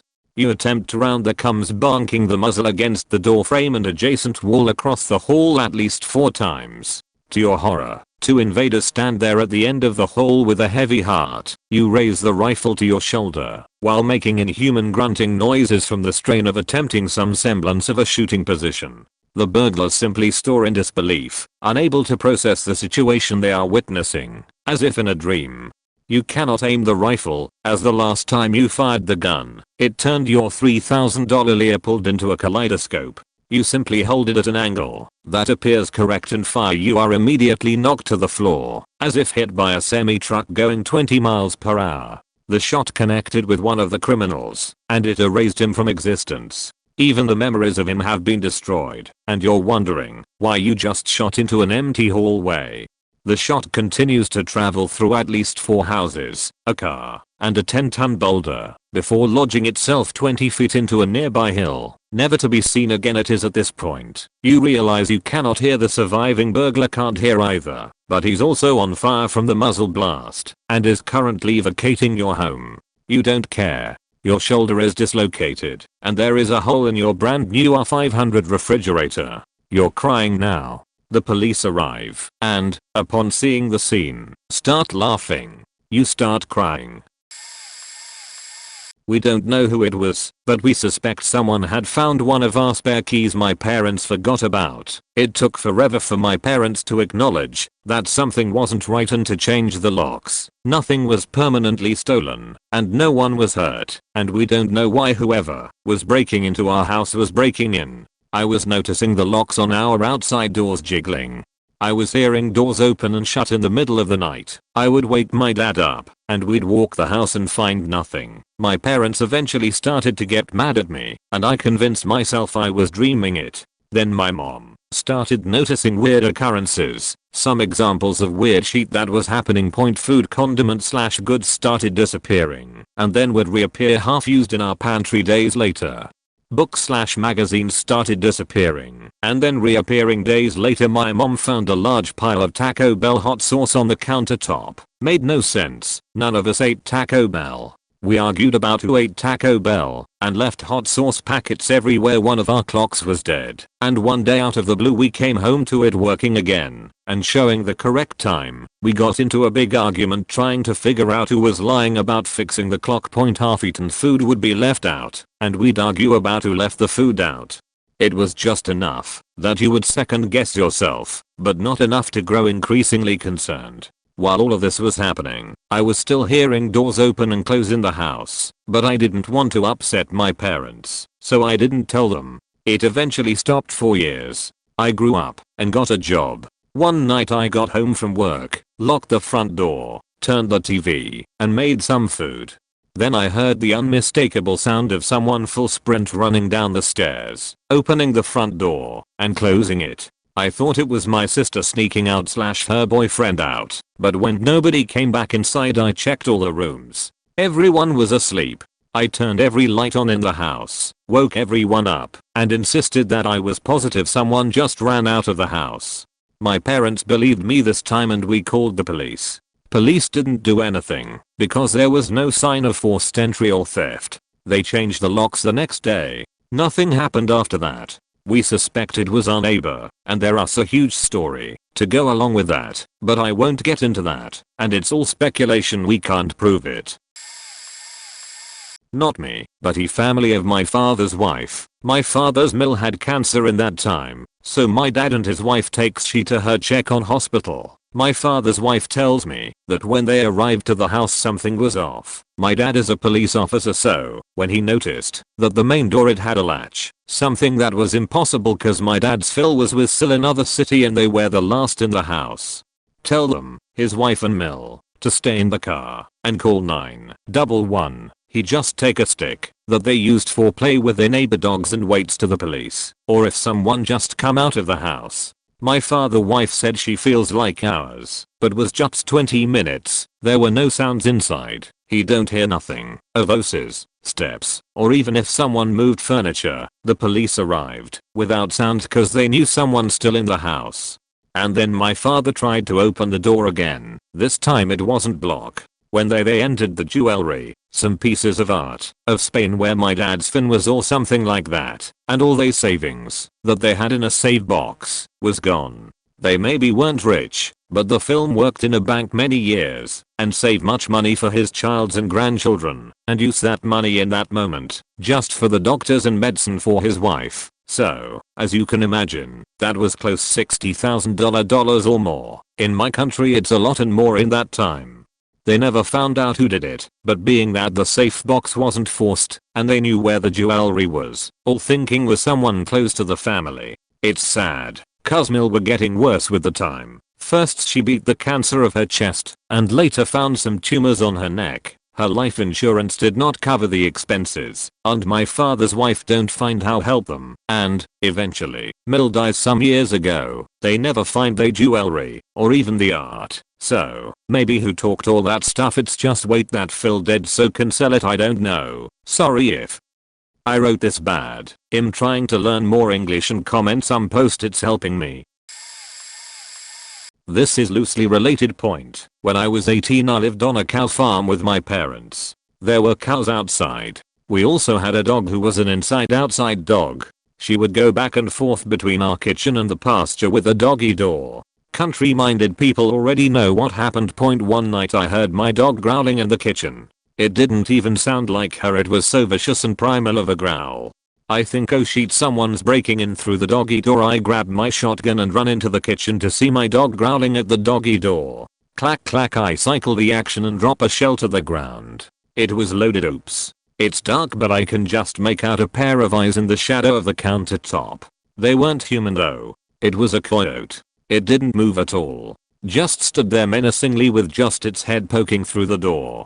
Coyotes are open season. I aim, and as I prepare to canoe this coyote I hear my dad behind me shout, "No, not in the house." Then I shot it. Not in the head, like I was aiming for, but sent a mass through the door. Flap point. The sound was every bit as deafening as you'd imagine. The walls shook. But what you didn't think about is the fireball that comes from a 16-inch barrel on a 12-gauge shotgun shooting high brass 1-ounce slugs. It ruined my night vision and I couldn't see anything in the dark. My dad grabbed my gun and turned on the kitchen lights. The dog was gone, and the coyote was my 2. I'm sure he invented some new cuss words that night, but I couldn't hear a word he said. Partly because of the report, but also because I was just so pleased with myself. I took a peek out the back door, and there on the step was the remains of that curious coyote. It was a real mess. My dad dragged me to the garage and threw all sorts of stuff at me like paper towels, a garden hose, a mop, but then he found his bread and butter, a set of 10 gauge jumper cables. He beat the absolute shit out of me that night. I've been in a few, all by the same people, ex-landlords turned crazy violent drug addicts. It was my first rental. I already had PTSD, but this whole situation definitely would've given it to me if I didn't already have it. I can't even look at pictures from that time in my life without having a panic attack. Luckily, I was only home one of the times. The rest of them, they waited until no one was home to break in and snoop through things. Still terrifying, and I even found hidden cameras at one point. It was escalating quickly even by the time I left. I broke the rental agreement at 6 months because I was scared for my life. Anyhow, the time I was home it was around 2 AM, give or take. My husband, who at the time often was away on work-related trips, had just gotten home earlier than expected. He hadn't parked in the driveway for some reason that day. I can't remember why, but the way the landlords came they wouldn't have seen his car. They liked to target me when he wasn't home. I guess I was easier prey then, since I was pregnant and high risk, so I was stuck on bed rest. They were a married couple, but the man was especially aggressive and creepy. I had let my dog outside only to hear screaming and her growling/barking. This dog never growled. The dude had been lurking outside with a faking knife peeking into windows. While he didn't break in that time, he had been testing windows thinking I was asleep. I caught it on camera. My dog had bit him, and I had grabbed a gun when I had heard the screaming. It all happened so fast, and I was thrown into fight or flight point. I had already been extremely on edge knowing they were breaking in at any chance. We were desperately trying to find a place. I was sleeping on this sheety couch from the 60s while heavily pregnant with a gun because I was scared I wouldn't hear them breaking in from the bedroom. Unless my husband was home, I was only sleeping 2 to 3 hours at a time. I was paranoid and jumped at any little sound. I honestly didn't even shower as often as I should cause I was terrified I wouldn't hear them over the water. There's so much I could say about the whole situation and how traumatizing it was. I ended up being threatened with a gun when trying to move out after they cut the faking power to prevent me from calling the cops. No cell service at the house. I left everything that wasn't sentimental or easily replaceable because I wasn't risking getting shot over material items. I had everything packed, but I wasn't expecting to be threatened. What I've mentioned in this barely scratches the surface. They are currently under investigation for kidnapping/murdering like 7 people. I truly believe I would have been the first victim if I didn't say screw this. I'd rather be homeless than dead. I crashed at a family member's house for a month while finding a place to live. Honestly, the whole thing feels unreal and sounds like something out of a horror story, but it actually happened. It took me months to feel safe again. For a long time I was dealing with frequent panic attacks/flashbacks. I was asked to testify alongside a few other people about their behavior in the months leading up to the crimes. I was asked if I wanted to press charges for all the illegal things they did to me, but honestly I didn't want to have to relive it all. They did some really messed up things to the other people who testified as well, even though they weren't living in that house. Years ago, so I think this is close. I was rooming with 2 other young women. A week before Christmas, some sketchy guy gives one roommate a sob story about his house burning down, so his kids have no Christmas presents. Is there some work he can do? 2 of us got a bad vibe, but trusting dork thought she knew better. It's Christmas. Long story short, he played her for a couple of days, doing yard work, getting her to let him inside a couple of times after we'd said no, so he knew the house layout. Next night there's pounding on our door after we'd all been asleep for hours. I say ignore it, but trusting dork says, what if it's an emergency? And opens the door. I got my hand held with red dot sight. I'm trained, but had hoped to never face a real life situation, and went to see roommate 2. She's calling the police because from her window we can see 2 of Sketch's friends hiding behind shrubs waiting for Sketchy to get in our house. My red dot sight, or us looking out the window, was enough to convince them to leave, but when I walked through the house to the front door, I had to draw down on Sketchy. He was in our house, having harmlessly pushed his way through trusting dork. I told him his friends were gone, and roommate 2 was calling the cops. He left. Trusting dork is trying to tell us that she didn't let him in, and what friends were we talking about? He was alone.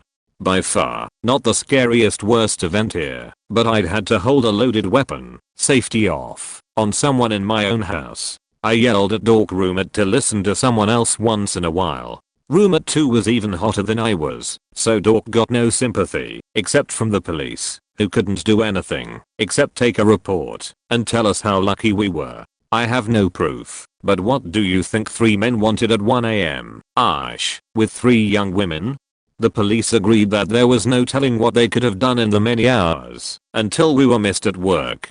Dork is a very sweet, trusting person who didn't learn a thing. Her actions got herself and some family hurt over a decade later. At least one of her parents ended up in the hospital, but I heard they healed fine. It's okay to give the benefit of the doubt, but not when you put others at risk. My husband woke up at 2:30 in the morning to footsteps and a flashlight right outside our bedroom door. He leaped out of bed mostly naked, screamed "What are you doing?" at the doorway, and chased 3 intruders out the back door. They dropped a computer and a box with change in it as they were running, and the sound of squeaking shoes, the flashlight and the clinking change made me realize what was happening.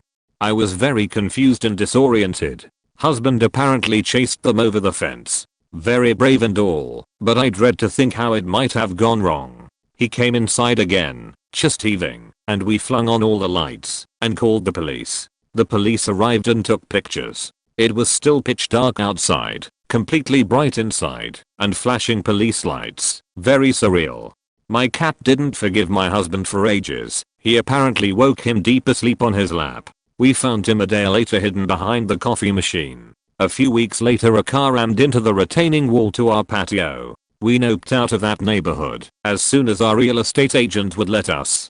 It was weird too, because our neighbors were delightful. We just happened to be at the end of a cul-de-sac right up from a motel, and that's apparently where the intruders came from. Never forgot to lock the back door again, and got security cameras. My husband still has PTSD and wakes up suddenly in the middle of the night if he hears even the tiniest noise, like me coming in from the bathroom. Not me. My parents were in the UK, so guns aren't common over here. I've always been 100% anti-gun as I see them as causing many more problems than they solve. However, I'm extremely glad my dad doesn't really agree and has had a shotgun for 20 years. Although he never uses it. My dad and brother are both Insta-famous 200k plus followers each, and they have nice cars/watches. One night in 2021 my dad was in bed about 1 AM when he heard the dog barking. Going outside he saw lights downstairs in the hallway. He thought it was strange that there would be a car pulling up at the house this time at night. It wasn't a car, it was 3 men with torches. They had cut through the woods next to their house and forced the back door open. They came running upstairs and my dad ran back to the bedroom shouting for my mum to call the police. The 3 men were banging on the back of the bedroom door trying to get in whilst my dad, a big guy, 28th Street, had his weight against it trying to stop them getting in the bedroom. My dad told my mum to grab the shotgun from the wardrobe. It was a really small bore one, but would still be lethal if it hit you. Sorry, I'm really not clued up on guns. And when she gave it him he stood back from the door. 3 men in balaclavas at his bedroom door. As I said, a big fat 28 man stood there naked with a shotgun pointed at them. He let off a shot in the wall behind them, and they ran off. When the police came he told them that they ran off after they called the police. However, it was obvious from the state of the wall that wasn't the case. Luckily the police just went along with it. Nothing ever came from it other than my dad selling some of his more ostentatious jewelry, though he still does the Instagram thing. My mum wouldn't be left alone at home by herself for over a year and they installed much better home security. I'm just so thankful that the dog barked and he had that shotgun there. If not, who knows what would have happened. Those 3 were looking for jewelry. They knew what they were doing and they didn't run when they were seen. We can only speculate, but it's easy to let your imagination run away with the harm they could have caused my parents whilst they demanded they open their safe/give up their watches. Still think guns are a terrible idea, of course. Look at the USA. However, I'm torn as without one my mum and dad could have been seriously injured. I was working nights both times, but my shared house, 8 people living in a 3-story old mansion, was robbed 2x in a month by a gang of guys wielding sawed-off shotguns. The first time they came, they just demanded cash, drugs, and laptops. It was fast. The second time they came, they took their time. They tied up the guys, except for my useless boyfriend at the time who was cowering in a locked bathroom that had a window. He didn't even try to run and call for help. Broke one guy's nose, broke another guy's arm, then handcuffed my heavily pregnant roommate to an old radiator and sexually assaulted her while they made her partner watch. They rounded up all the money, drugs, bicycles, jewelry/watches, expensive clothes including winter coats, it was winter at the time in Canada, and electronics in the house, and loaded everything into a van, then finally took off. Apparently they were there for almost an hour. I got a call at work from a hospital saying I needed to come down. My pregnant friend went into false labor from stress. The guy with the broken arm was handcuffed to a waiting room chair because when police arrived, he'd had an outstanding warrant no one else had known about. The guy with the broken nose was freaking out because all his money and fronted drugs were gone. So he was in deep crap with his supplier, and my boyfriend was nowhere to be found. He came back a few days later strung out from going on a bender. Meanwhile, once the house was cleared as a crime scene, I had to go back and try to clean up the disaster left from the cops and robbers being there. Point, it was eerie being in the house and seeing all the chaos, the blood on the floors and carpeted stairs, the radiator where those psychos had chained up my friend. The air was thick with the smell of blood, stress, sweat, and, I don't know, maybe fear? Rage. It was a horrible smell. Point, I moved out the next month. There was one other incident way back in university, where I came back to my basement apartment in a shared student house, and I got attacked in my bedroom by a stalker ex who had broken in and was waiting for me in the pitch dark to come home from work. Point, he grabbed my wrist when I reached into my room to turn on the light switch. We wrestled a bit, and then I clocked him out cold. I then saw that he'd had a knife. One of my housemates had been in her attic room and hadn't heard a thing. But I got her, and she helped me drag him up the stairs, out of the house, and onto the street curb. Point, I didn't want to call the police, so I called a mutual friend of mine and my ex's flatmate and told him what had happened. He said not to worry and he'd take care of it. The scary part was when my ex came to. Instead of leaving the premises, he came back to the house and started tapping on my bedroom window and begging me to talk, apologizing, singing to me. It was unnerving. My housemate and I started screaming at him and said we were calling the cops. He left. Point, I got a phone call later that night from the mutual friend. He'd beat the living crap out of my ex as soon as my ex had arrived home. My ex moved out of the country soon after. Years later though, I'd run into him at a camping music festival. He'd become a fairly popular DJ, and he asked me to go out on a canoe with him so we could talk and he could apologize to me. Point, faking creeper. When I was around 12 in the late 90s, we experienced an attempted home invasion. The neighborhood I grew up in was a high crime, low income area experiencing a few break-in/burglaries a month. My mother, a baby she was babysitting, 14 months, and I were home. I remember it being real hot and early afternoon because we were all napping. The baby was sleeping in a pack-in play in my room, where I was also sleeping. My mother was sleeping on the couch in the living room. There were no cars in the driveway and all the lights and TVs were off. It would have appeared no one was home. Point, my mother woke when she heard someone trying to open the front door. The living room was small, and there was a large window in there located right next to the front room door. My mom grabbed the cordless phone next to her and tried to look through the window without moving the curtains. My mom saw a man wearing a baseball hat, t-shirt and jeans with tools in his hand trying to open the front door. As she was looking through the window he saw her, and they made eye contact. "What are you doing?" my mom asked. The windows were thin enough that they could talk to each other from inside/outside. He told her he was with the energy company and the landlord sent him to fix something. My mom showed him the phone and said she was going to call the landlord to verify. She now noticed there was a car in the driveway, 90s Crown Vic, and a person sitting in the car. I woke up after I heard my mom yelling and asking the man what he was doing. The man flashed his wallet at her to show his work ID. My mom said she couldn't see it, and at that point the climate completely flipped.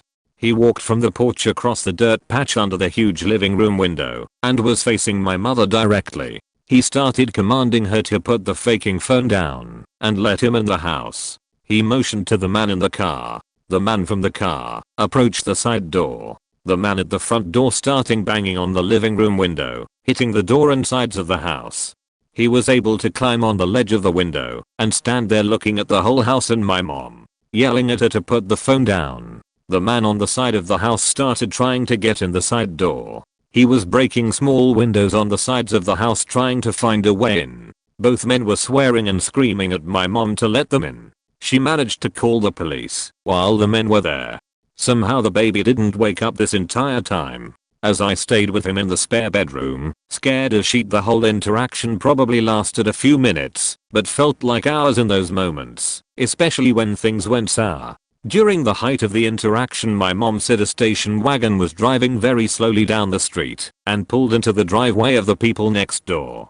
The men were hitting windows and doors and continued screaming. A man got out of his car and walked to the neighbor's house and appeared to ring the doorbell, but stared at the man in the front. From my room, I heard all the chaos suddenly go silent. My mom said the man in the front yard made eye contact with the man in front of her and just stopped. At the same time he stopped, so did the other man. The two just locked eyes with the stranger, got in the car and drove away. My mom called the police again hysterical, told them the men were gone. The man at the neighbor's calmly walked to my mom, asked her if she was okay, then left. My neighbors were not home, so no one ever knew who this guy was, because there was no break-in, no guns, no one hurt, and the threat was gone. The police didn't show up for about 3 hours. Never caught, but more importantly, never came back. While we their point, although this story went okay, I had a friend in the same neighborhood that had a home invasion either Christmas Eve or Christmas Day. Her whole family, about 15 to 20 ppl, was gathered eating and watching TV when 10 men busted through their living room door. They came in with hoods, AK-47s, and handguns, and tied a few of them up. The rest of the family they had guns on while they went through the house. They kept asking for the names of people that no one knew. They roughed up a few of the young men. It turned out it was gang affiliated, and the dummers had the wrong house. Luckily no one was seriously hurt. But, they robbed each person there, and went through the house. I was talking to someone on my phone, and heard the front door open and someone come up the stairs. I assumed it was my housemate, until I heard the keys in my bedroom door turn. Slowly, all our doors had working locks, and generally if we were inside the keys were in situ, my housemate would have knocked and called my name. So I realized immediately it was a burglary/home invasion, let out a roar, and ran to the door. By the time I got to the landing they were already down the stairs, and out the previously locked front door, which they had jimmied open with a screwdriver. I was going so quickly I slipped on the stairs, got up immediately and ran into, and up our quiet residential street. They were completely gone. I asked a neighbor a minute's walk further along if anyone had passed, looking out of place. He said 2 guys had sprinted past him, one with a torch, flashlight, shining through his jacket pocket. I didn't call the cops until the following day, but they sent a crime scene tech, who was also a police officer, or Garda as they are known here in Ireland, who found an excellent palm print and a discarded, empty foil wrapping for pills out front.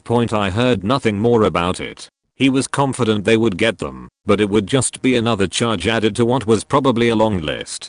The intruders moved at speed I have never seen before or since. I was glad I didn't catch them. I'm on the far side of XL, and if I'd tackled one of them down the stairs it could have ended badly for both of us. He cold stabbed me with that screwdriver too. You don't think in these situations. There was no fear on my behalf, just outrage. Not boasting, just stating the fact. It's all adrenaline. Later you think of what might have been. It ended well. I was in a deep lemon cake/sleeping pill type of sleep. Right 9 PM, wife wakes me and says someone is in our backyard. No sooner does she say it, the windows to our back bathroom door smashes, but they are struggling to get through the window tint which is holding all the broken glass together. By this time I have my robe on and grab my phone. She starts yelling that the police are on their way. I head out to the front yard hoping to get a picture of the getaway car. I'm standing in my driveway and look to my left to see the 2 guys hanging out in the next door neighbor's front porch. Just standing there. I shout, "You toomfers get over here now." I honestly have no idea why I did that. Anyhow, they take off in the other direction and I see that they are both little skinny guys, and I tell myself, if I can catch one, I can take him. Well, in my younger days, I would have caught one no problem. But at 50+ years old and an easy 40 pounds overweight, the harder I tried to catch up, the greater the distance between us got. I jumped in front of the first car I see, again not very smart on my part, and it's the neighbor behind me saying that the 2 guys were hiding in the bushes across the street from her place. So I continue to head over there, calling the police station which is just a couple of blocks down the street. Of course the dispatcher is asking me a lot of helpful questions, and I'm so amped, I just say never mind. I can see the police cars coming from across the park. So my little town has a Facebook group, and they are communicating and giving live updates to each other and the police to where these ashats are. Within 10 minutes they get one, and the other one gets picked up 2 days later trying to get a ride back to Oakland from one of the truck stops nearby. Now get this, because I couldn't put a positive ID on them, they were let go, even though the first guy they captured was on probation for, you guessed it, residential burglary. He could not provide the name or address of the girlfriend he claimed he was visiting. I have since added cameras and started exercising to be better prepared for such an occurrence. At that time, I had an LEP flashlight and guns, but in my half-asleep state all I could think to do was grab my phone. No problems in the neighborhood in the 4 years since, so it has ended well. Growing up, my mom had this line in Boyfriend, Bill. He was an ex-army, quick to anger sort. He once lit our cat on fire with his cigarette and laughed about it. Only good thing about him was that he came with a daughter about our age, who we got along great with. They were on and off 4 years, but I was around 15 when my mom left him for good. He displayed a lot of stalkery behavior after that, peeking through windows, following us, leaving weird shit in the mailbox, sending threatening messages, informing us that he had his guns on him at all times, etc. But for the most part, it didn't involve us kids. Well, one day, maybe 3 to 5 months after the breakup, I got off the bus and walked down the long driveway to our house, which was situated back in the woods. As I got closer, I saw that the garage was open. Didn't worry me at the time. Maybe mom was home early and forgot to tell me, or maybe we just didn't close it when we left that morning. Whatever the case, I walked in through the garage door without a worry and found Bill in the kitchen drinking a cup of coffee. I remember immediately feeling panicked and scared, and that the whole room smelled like coffee and cigarettes. In retrospect, the audacity of the man to break into his ex's house and brew a pot of coffee is shocking. Though he and I never really got along, something told me now wasn't the time to my teenaged melodramatic indignation. Like a light switch, my body took over, and I was suddenly smiling. "Mr. Bill." Cause we always had to call him Mr. He looked kinda surprised. I don't really remember what either of us said, but he got to his point of being there. "Your mother tells me that you don't like me. She says you don't like being around me and don't want me to come back." Cue surprised Pikachu face. What? I denied it fervently, insisting that I missed him and his daughter, that I'd been hoping to see them, that me and her had been talking about what we could do to get them back together, and he could ask her that point. I don't remember how the conversation went after that. I just remember his face and neck. It always got red when he was mad, and it was very red. Veins were sticking out. His eyes were super wide. Eventually, I remember going upstairs to my room and hearing him finishing another cup of coffee. I probably said I had homework or something. Up in my room, I locked the door and immediately texted my mom that he was there, but she had a job where she couldn't immediately look at her phone, so it was some time before she'd see it. The garage eventually closed, but I didn't hear his old truck start up. From my upstairs window, I could see a good distance and saw his truck parked at the old barn a good distance away. In retrospect, I realized that he'd done this so I wouldn't know he was there. That was the last time I ever saw him, but not the last I ever heard of him. He eventually moved out of the country, and none of his kids have anything to do with him. I still speak to his daughter from time to time. She's got 3 kids and seems happy. Mom remarried and is very happy too. We hadn't heard from the guy in like 10 years then. At random, my mom looked up his Facebook page and saw a recent picture he'd taken of himself standing in front of a very familiar building. It was her small work office during a Christmas event. We believe he was just saying, having himself a laugh, probably suspecting or hoping that we look him up and would be creeped out. He's remarried now too, and that woman has 2 small girls from a different marriage. Hope they all get away safely. Family of 6. I was 14F, babysitting my 6-year-old sister at our farm, housed in the country. Parents were out on a date, older brother was at work, older sister, 18, was out with friends. When I say we never had people knocking on our door, I mean never. No random visitors when you live this deep in the country. It simply didn't happen as far out as we lived. Imagine my surprise when 10 PM rolls around and there isn't knocking on the door, but straight up banging on the door.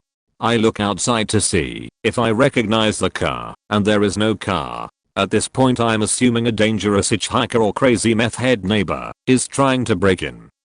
I immediately sneak up to the front door to ensure it is locked, then run downstairs to make sure the basement door and windows are locked. The banging on the door continues, seemingly getting louder as I run back upstairs, grab our landline and my cell phone and my little sister, run to our parents' bedroom, lock the first door, get inside their bathroom and lock it too. At this point I'm on the phone with 911, have texted my parents that an intruder is trying to break in, and I'm now hiding my 6-year-old in the closet and trying to get her to stop crying so at least the intruder won't see her once he breaks down the door. I'm even contemplating going as far as putting her inside the attic, which was accessible through my parents' bathroom closet, but there was no pull down ladder unfortunately, so I hid her the best I could behind clothing. The banging is so loud I can hear it from inside my parents' bathroom, far away from the front door. With little C hidden, albeit still crying, I open the bathroom door and call my dad asking for the location of his gun cabinet key, because I'll be damned if I go down without giving hell first. They're racing home but also want me to be prepared for worst case scenario and give me the location for the key.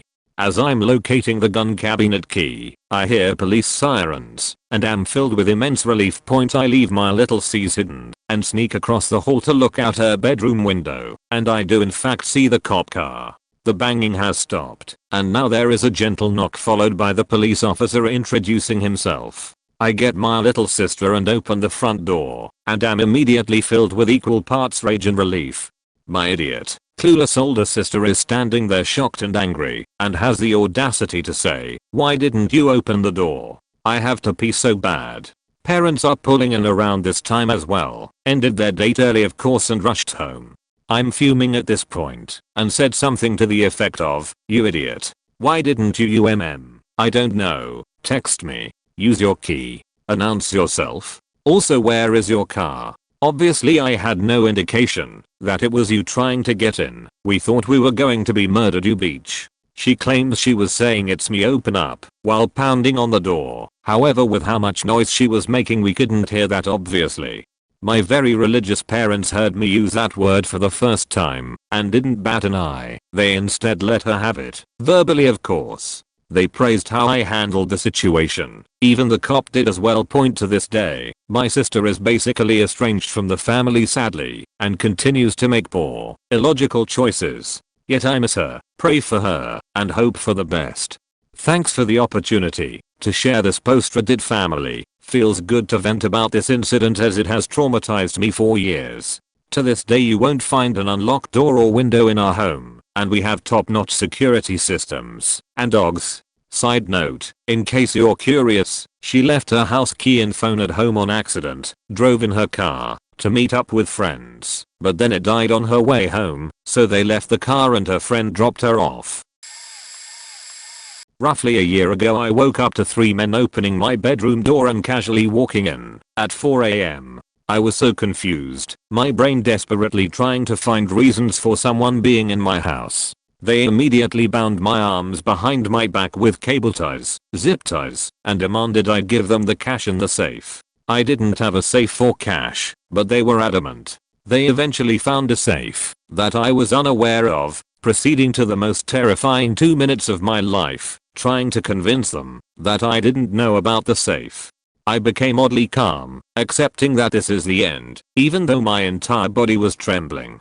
They brought me into the lounge to give me a speech about why they have to do this, because the government is screwing them. They sat me on the couch while they loaded all of my stuff into my car, warning that if I tried to be a big man they'd shoot me without hesitation. They then made me get into the car, at which point I completely gave up hope of escape.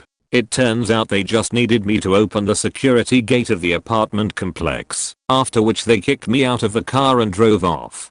All of this lasted around 40 minutes. I remember being very calm, mentally, and analyzing the situation, looking for options. The adrenaline rush was so strange. 1 second I was observing them in excruciating detail and the next I was wondering what to make for dinner if I survived. In terms of escaping, I remember thinking, if I was going to attempt anything it had to be a sure bet or they were going to kill me, and this opportunity never came. I was very lucky in the end. It was terrifying. Every second my entire chest was tightening trying to quiet my breathing. One found me in the closet clutching my bat and I whacked him over the head. He went back screaming, and that brought the other two in. I tried to fight, and I got a few good hits and that would have needed emergency assistance, but I couldn't hold out. I now have a scar tissue to skin of 11.3% and make swords. If you've ever been beaten till you think you can't feel any more pain, then beaten more till you know a pain you've never thought possible, it's horrible. Yeah, I'm 5'11" and build like a brick house, but I was weak. Every night I see openings I didn't take cause it would done damage. Openings that would have saved me. Small details I missed like the way the third one was holding his hockey stick. If I'd hit the wrist I would have broken it, and that would have left me with one that could fight. Then one shot to the elbow would have done him in, but I didn't take it, and every night I go to bed wishing I'd have done something different, but I didn't, because I was weak. I took more beatings than the three of them combined, but I couldn't bring myself to do actual damage. There were headshots I couldn't made, shin shots. I could have kicked out their knees at any point, but I didn't, and I suffer for it. The real kicker was even when I was in the IQ the cunt's lawyer had me sued for damages to the first one. Lucky for me, I had a better case given I was able to open and close one eye to communicate and had a good understanding of Morse code. They lied too much and it bit them in the ass. They didn't have to pay a cent and neither did I, and people have said to me before that the legal system did its job. Fairly small town. Some guy thought I was at work, but I had taken the day off. He first knocked on the back door of my house which made no sense. My backyard was completely fenced in. There's no reason for someone to go in it. I then heard him force open the door. I was in my bedroom. I grabbed my pistol and went into the kitchen and pointed it at him. The first thing he said was, "I'm looking for my dog." I presume that was the line he had ready in case I had answered the door when he knocked on it. I just told him to shut up. I called the police and said someone has broken into my house, please send cops. We went in the living room and sat and waited. No cops. After several minutes I called police again and asked them again to send someone. Waited in the living room some more. It turns out Miss Manners has no etiquette advice for this situation, so I turned on the TV. So, we are watching a rerun of Bewitched. Few more minutes, I call the police again. She said they'd send someone soon. I told her make it quick, I'm holding this guy at gunpoint. She repeated, you're holding the guy at gunpoint? 3 minutes later my street is full of cops. It turns out she had thought I was just reporting a previous break-in. One of the cops told me that when she repeated you're holding the guy at gunpoint, every cop in the squad room leaped to their feet. So anyway, moral of the story is, be very specific when you call the police in a situation like this. It was 9 AM and my first day off in a while, and I was sleeping in. This was about a decade ago, and I was living at my parents' house. I was the only one home. The doorbell rang a few times in a row to wake me up. I ignored it because I was exhausted and went back to sleep. Not too long after that I woke up again, but this time I woke up to the back door being kicked in. I was 21, groggy and poised off. I couldn't sleep in more, but I swear everything was in slow motion for a minute. I debated taking my retainer out. I did. Then I debated putting on a bra. I didn't. I was wearing a big t-shirt and pajama pants. Then I walked out of my bedroom and saw two men in the living/dining room. They looked straight at me. I said back, quote, "Get out." I didn't even yell or anything. And I'm only 5'4" and was 130 pounds at the time. These two guys who were 6 feet I guess were caught off guard enough by me being home. They ran out the back door. Then I called my dad and immediately started crying and processing what happened. Dad told me to call the police and he was on his way home. I called the police, and I have no idea how my dad got to me before the police did. He has to be at least 10 miles away, but he got to me in like 5 minutes. Anyway, my mom can't answer her phone at work unless she is between clients. So an hour or two later she sees a few missed calls and calls back. I'm already at base pro with my dad getting a shotgun for the house. My mom, who was previously against having guns in the house, says to get the biggest one there is. I handled that all wrong, and to my knowledge those guys didn't get caught. But I'm older now and hopefully in the future, if anything like that happens again, I'll call the police first and not put myself in a more dangerous situation. Not sure if it was an attempted home invasion, but it was definitely odd. June 2020. I was on my back porch alone at 10:30 p.m. just drinking beer and playing on my phone. Don't ask, this was a daily activity at that point in time. I heard a man's voice. "Excuse me, sir." I figured it was a neighbor and ignored it. The voice again. "Excuse me, sir. I think my ankle's broken." Again it sounded far away, so I ignored it. Once more. "Excuse me, sir. I need help." I spoke aloud from the porch that was screened in. "Who the hell are you talking to?" voice. "I'm talking to you." I got jumped. "I think my ankle's broken. Can you help me?" I stood up and looked through the screen. This dude, obscured by darkness and a screen, is laying in the middle of my, fenced on all sides as well as all my neighbors, backyard, probably 15 feet from porch. I yelled, "I don't know what the fuck you are doing in my yard, but I'm going in, grabbing my dog and a gun." They didn't move and said, "That's not necessary." "Oh yes it is," I replied. I ran and did just what I said I would, returned 8 to 10 seconds later and there wasn't a soul out there. I knew they were still nearby, so I wanted them to know I meant business, so their warning made not my proudest moment. Police arrived within minutes, pounding on my door asking if I heard gunshots, because my neighbors did. I sure did, officer. There was someone in my backyard and I walked them around the house to show them where, told them about the guy in my yard claiming to be injured. They said they had reports of several unsavory individuals going through the neighborhood.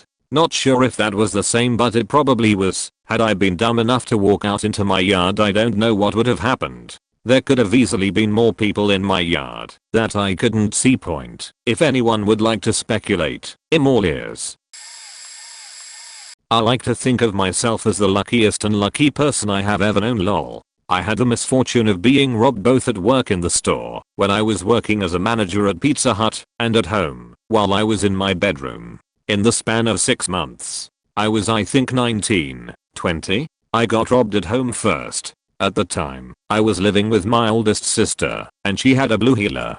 I was home alone, getting high and watching that 70s show, eating snacks in my room. The dog was going ballistic at the window, and when I looked outside, there was someone parking in our assigned spot outside our townhouse. Whatever, I was parked in the guest parking space. If they were still there when someone else got home, that wasn't my problem. After a couple of minutes, the dog stopped going crazy at the window and started going crazy at my bedroom door. Now, this was a 2-story townhouse. Kitchen, living room, dining and a half bath downstairs. 2 bedrooms and a full bathroom upstairs. I finally got fed up enough with the dog that I decided to go down to the kitchen and get more snacks and see what all of her barking was about. When I opened my bedroom door, there were 2 men in the landing right outside the door. One of them actually still had his hand outstretched, as he was literally just about to enter my bedroom. For some reason, my instinct was to just scream out in a guttural tone, "Oh my god." The dog was small, but incredibly vicious and protective. She immediately went after both of them, biting at their legs and ankles. They turned tail and ran, one of them throwing a heavy frying pan he had grabbed from the kitchen, assumingly to use as a weapon, into the second bedroom. I don't know if they knew I was there, or if they couldn't hear me over the dog barking. But I wasn't being quiet at all, laughing and had my show loud. So they may have been intending to either smack me with it, or the dog. I'm just glad I wasn't given the opportunity to find out. As the dog chased them out, I ran to the window calling 911 and got the license plate, make and model of the car. Obviously, they left right away, and unfortunately in a stolen car, so the police were never able to catch them. But I didn't get hurt, the dog didn't get hurt, and they left the suitcase they had started packing full of our things, my mom's jewelry, my purse, laptops, on the bed in the other room. So they didn't get cheat. I mean, I guess they stole my sense of safety and security at home.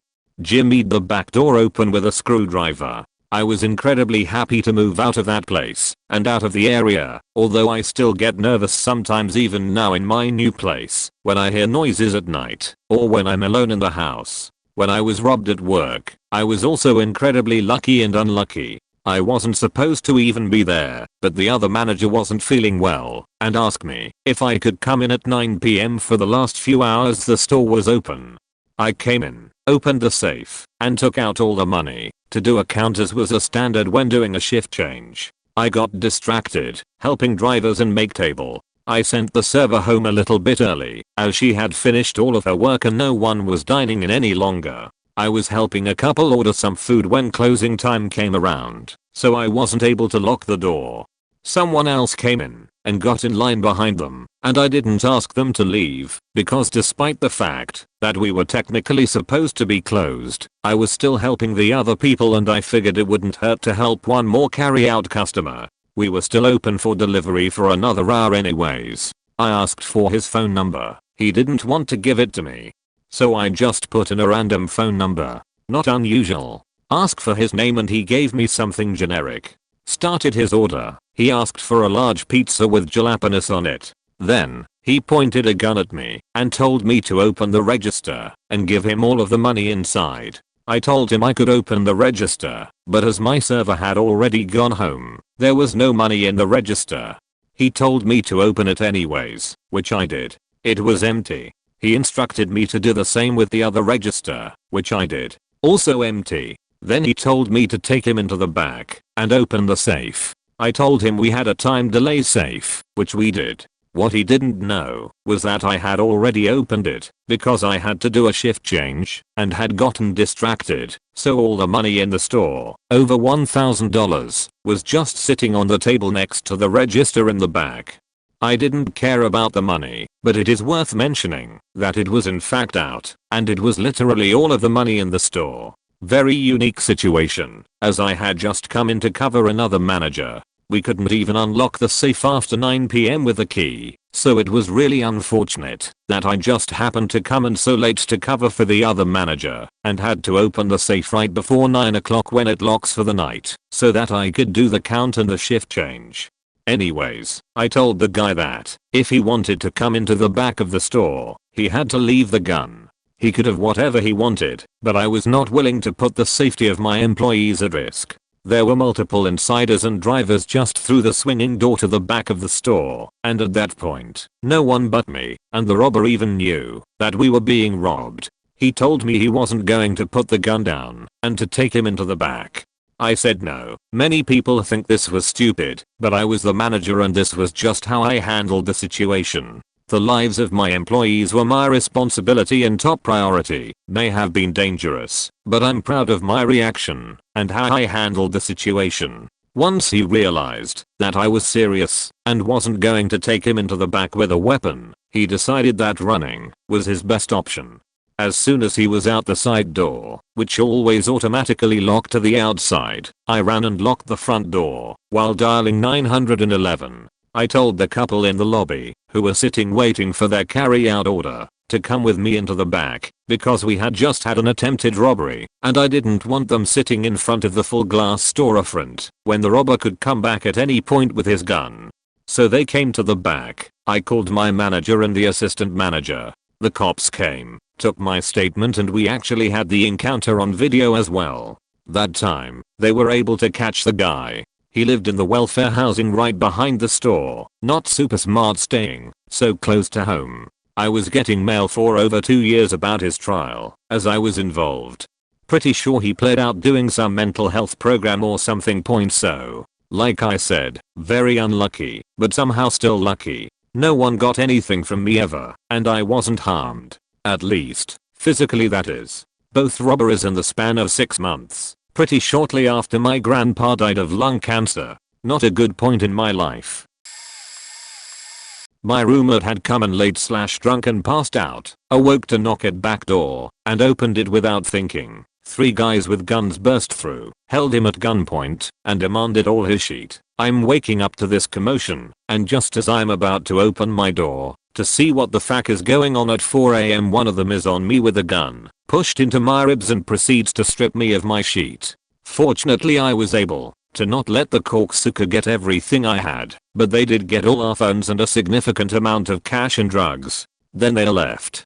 My roommate had a big gash in his head where they had hit him with a gun and was bleeding everywhere and freaking out. He went next door to his sister's and called the police before I even realized it. Like what the fuck did he do that for? But he did. So I frantically took all the stuff they didn't steal and hid it in the crawl space under the building before they got there. Then I got put in a police car and questioned for hours as to why anyone would break in like this just to steal a PlayStation, which was the only legal thing they took.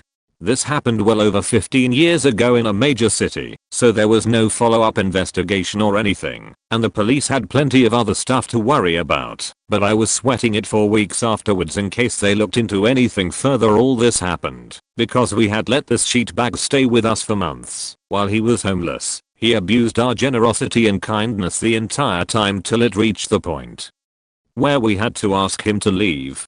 He got all upset and low, and behold, less than 2 weeks later the robbery happened. It was chaos and they were masked up, but we were 99% positive who one of them was. Cousin of the dude we kicked out. Of course all of them disappeared afterwards. We tried to track them down, but no luck. Fuck you Dave and Antonio. Last I heard dude was homeless and smoking crack in Atlanta, and by now I doubt he's even alive, but honestly I hope he is, and has suffered well all this time.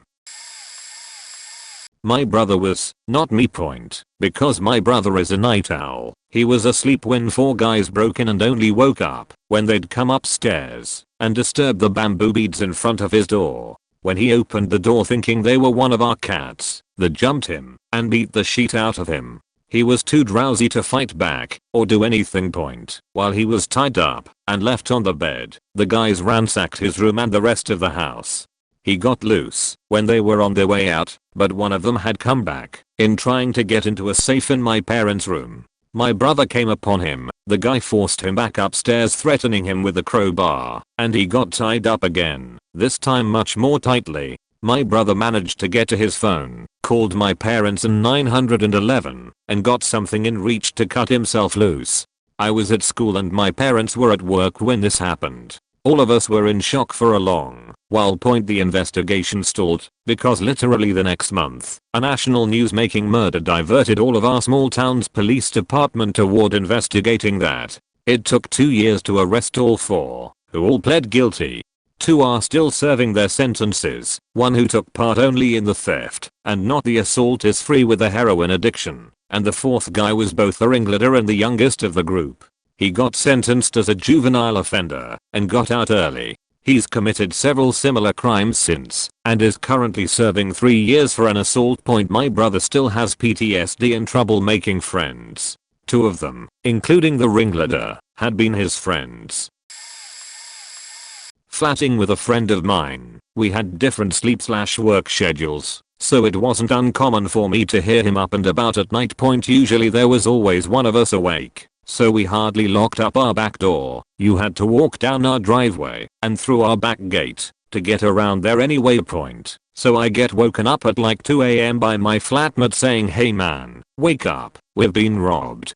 I walk out to see that every cupboard in our kitchen was open and there's someone's backpack on the ground. My flatmate says he thought it was me in the kitchen and only noticed when he got up to pee, and he must have scared them off. My flatmate is on the phone to the cops, so I grab my torch and head outside to check the backyard and driveway, make sure they're not around.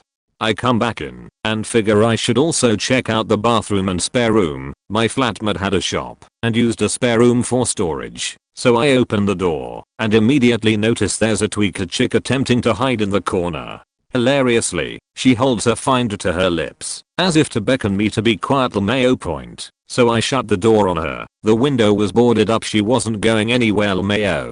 And tell my flatmate, who's still on the phone to the police, that I've got her locked in the spare room. He's like, seriously? I'm like, yup. He lets the police know and they say they're on the way. The whole time she's banging on the door begging to be let out, saying she'll do anything. I ask her if she's got any gear and I'll let her go. She says she's got some drugs on her. Awesome.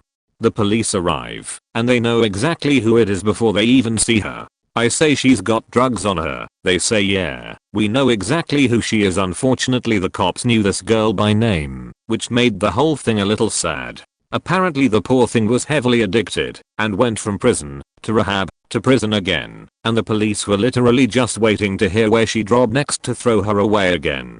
My flatmate was more interested that she got punished and seemed to think they are just addicted scumbags. I don't know, I think I've always been a bit more empathetic to people suffering from addiction. I hope they are doing better now. I'm not the best writer, but that was my experience having our flat invaded by someone. Edit. Guess I should mention this happened in Australia, so we don't have to worry about crazes with guns. Or general population with guns etc.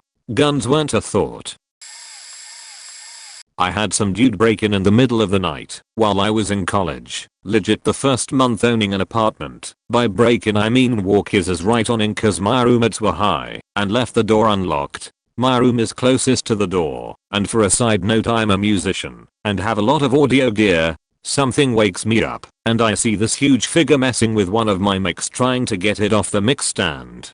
I'm 6'1" and dude was big. I wake up and my exact thought process is this. Why is one of my roommates in my room at 4 AM? This doesn't look like my roommates. I don't live with a 6'4" black dude. He's trying to steal my stuff. Within this 2-second thought process we made eye contact. I don't think he thought anyone was home or in there. My flight or fight kicked in and I just ran at him yelling, "Get the fuck out of my house, I'm going to beat your ass." Dude booked it. I chased him outside and locked the door. All he made off with was my wallet. Apparently he was with a buddy as I heard them outside. Went to my roommate's room and was like, "Yo, there was a dude in my room." He's like, "What?" I'm like, "Yeah, that's what I said." We didn't bother to wake up the rest of the house, called the cops and filled a report. And then I kid you not I went TF back to bed as I had an 8 AM class and I was not missing that. I surprisingly don't have any PTSD or trauma from that interaction besides checking the doors cause my roommates are dumb. I'm glad I handled that well, and that the dude wasn't armed as that would have been a different story. Makes me consider owning a firearm when I'm on my own without roommates. I used to be against it, but I get it now. It's the only defense you really got. TLDR. I chased a dude out of my room and proceeded to go back to sleep because I had an 8 AM class.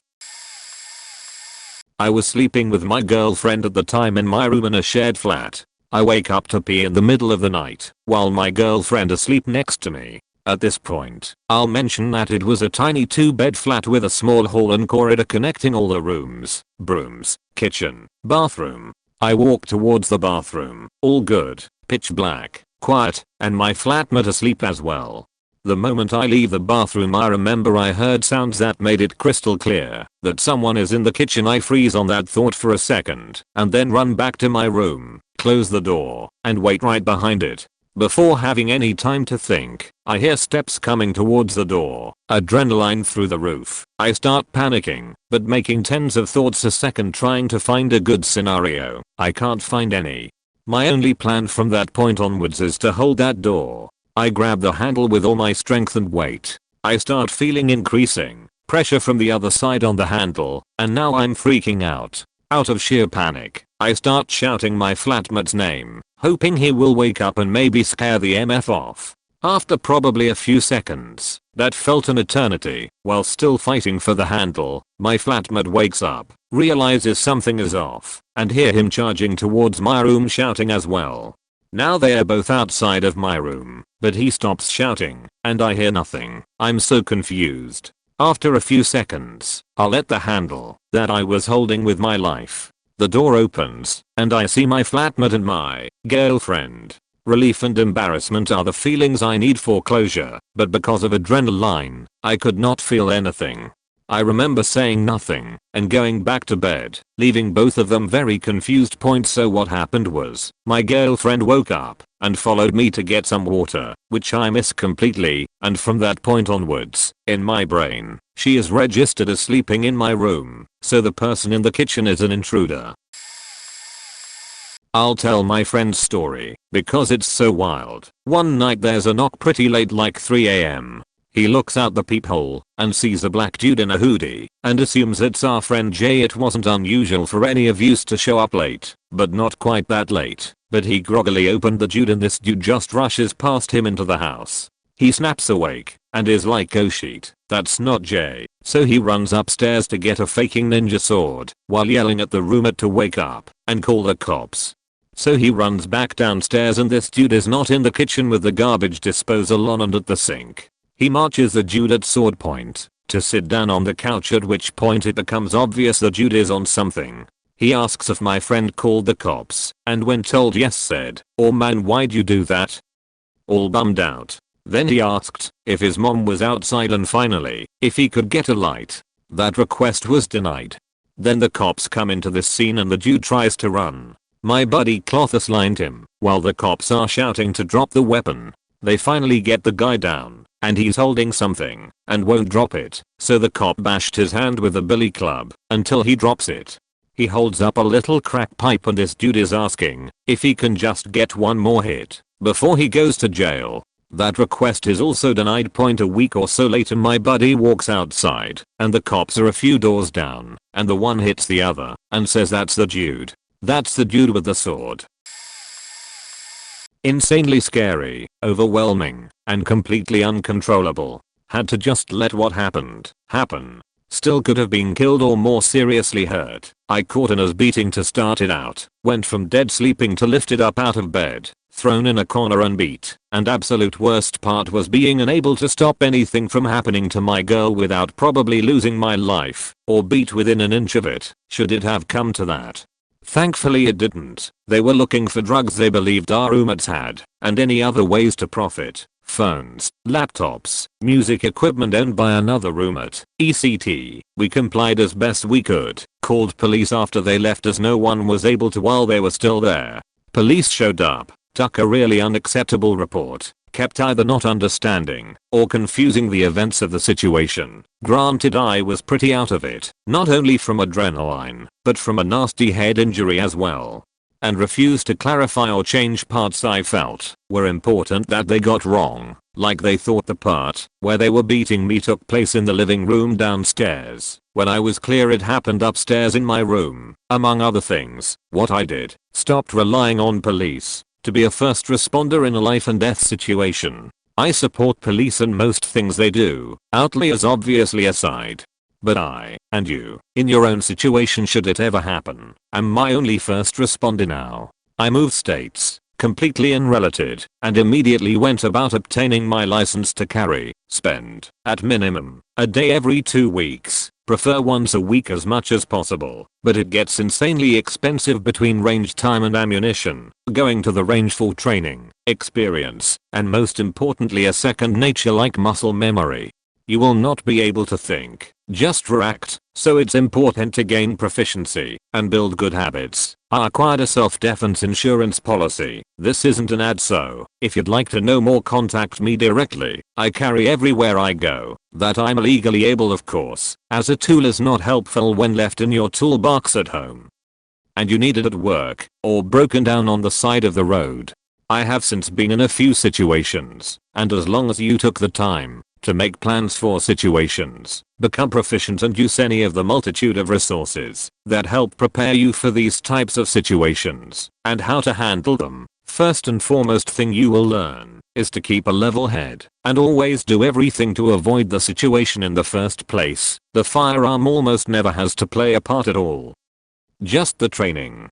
But then, if you ever needed a last resort, you have one. Nothing you ever want to happen obviously, but other than the training and knowledge mentioned, all the other things listed here, like the firearm itself and the insurance, is something you should have, but never need ideally. Happy to field any questions, or give advice, or even listen to alternative thinking, as long as you're, whoever wants to offer such thinking, open to also hearing out a different side. I believe there's an insanely thorough agenda in place to stigmatize firearms, firearm owners, and methods of self-protection, and firmly believe a good majority of it is due to massively passionate, but polarized points of view and a refusal to come to the table so to speak, and truly converse about it. Insanely scary, overwhelming, and completely uncontrollable.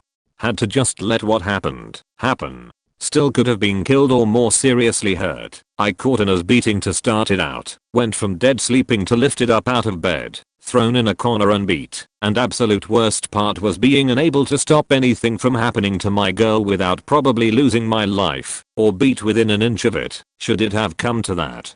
Thankfully it didn't. They were looking for drugs they believed our roommates had, and any other ways to profit. phones, laptops, music equipment owned by another roommate, etc. We complied as best we could, called police after they left as no one was able to while they were still there. Police showed up, took a really unacceptable report, kept either not understanding or confusing the events of the situation. Granted, I was pretty out of it, not only from adrenaline, but from a nasty head injury as well, and refused to clarify or change parts I felt were important that they got wrong, like they thought the part where they were beating me took place in the living room downstairs, when I was clear it happened upstairs in my room. Among other things, what I did, stopped relying on police to be a first responder in a life and death situation. I support police in most things they do, outliers obviously aside. But I, and you, in your own situation should it ever happen, am my only first responder now. I moved states, completely unrelated, and immediately went about obtaining my license to carry, spend, at minimum, a day every 2 weeks, prefer once a week as much as possible, but it gets insanely expensive between range time and ammunition, going to the range for training, experience, and most importantly a second nature like muscle memory. You will not be able to think, just react, so it's important to gain proficiency and build good habits. I acquired a self-defense insurance policy. This isn't an ad, so if you'd like to know more contact me directly. I carry everywhere I go, that I'm legally able of course, as a tool is not helpful when left in your toolbox at home and you need it at work or broken down on the side of the road. I have since been in a few situations, and as long as you took the time to make plans for situations, become proficient and use any of the multitude of resources that help prepare you for these types of situations and how to handle them. First and foremost thing you will learn is to keep a level head and always do everything to avoid the situation in the first place. The firearm almost never has to play a part at all. Just the training. But then, if you ever needed a last resort, you have one. Nothing you ever want to happen obviously, but other than the training and knowledge mentioned, all the other things listed here, like the firearm itself and the insurance, is something you should have, but never need ideally.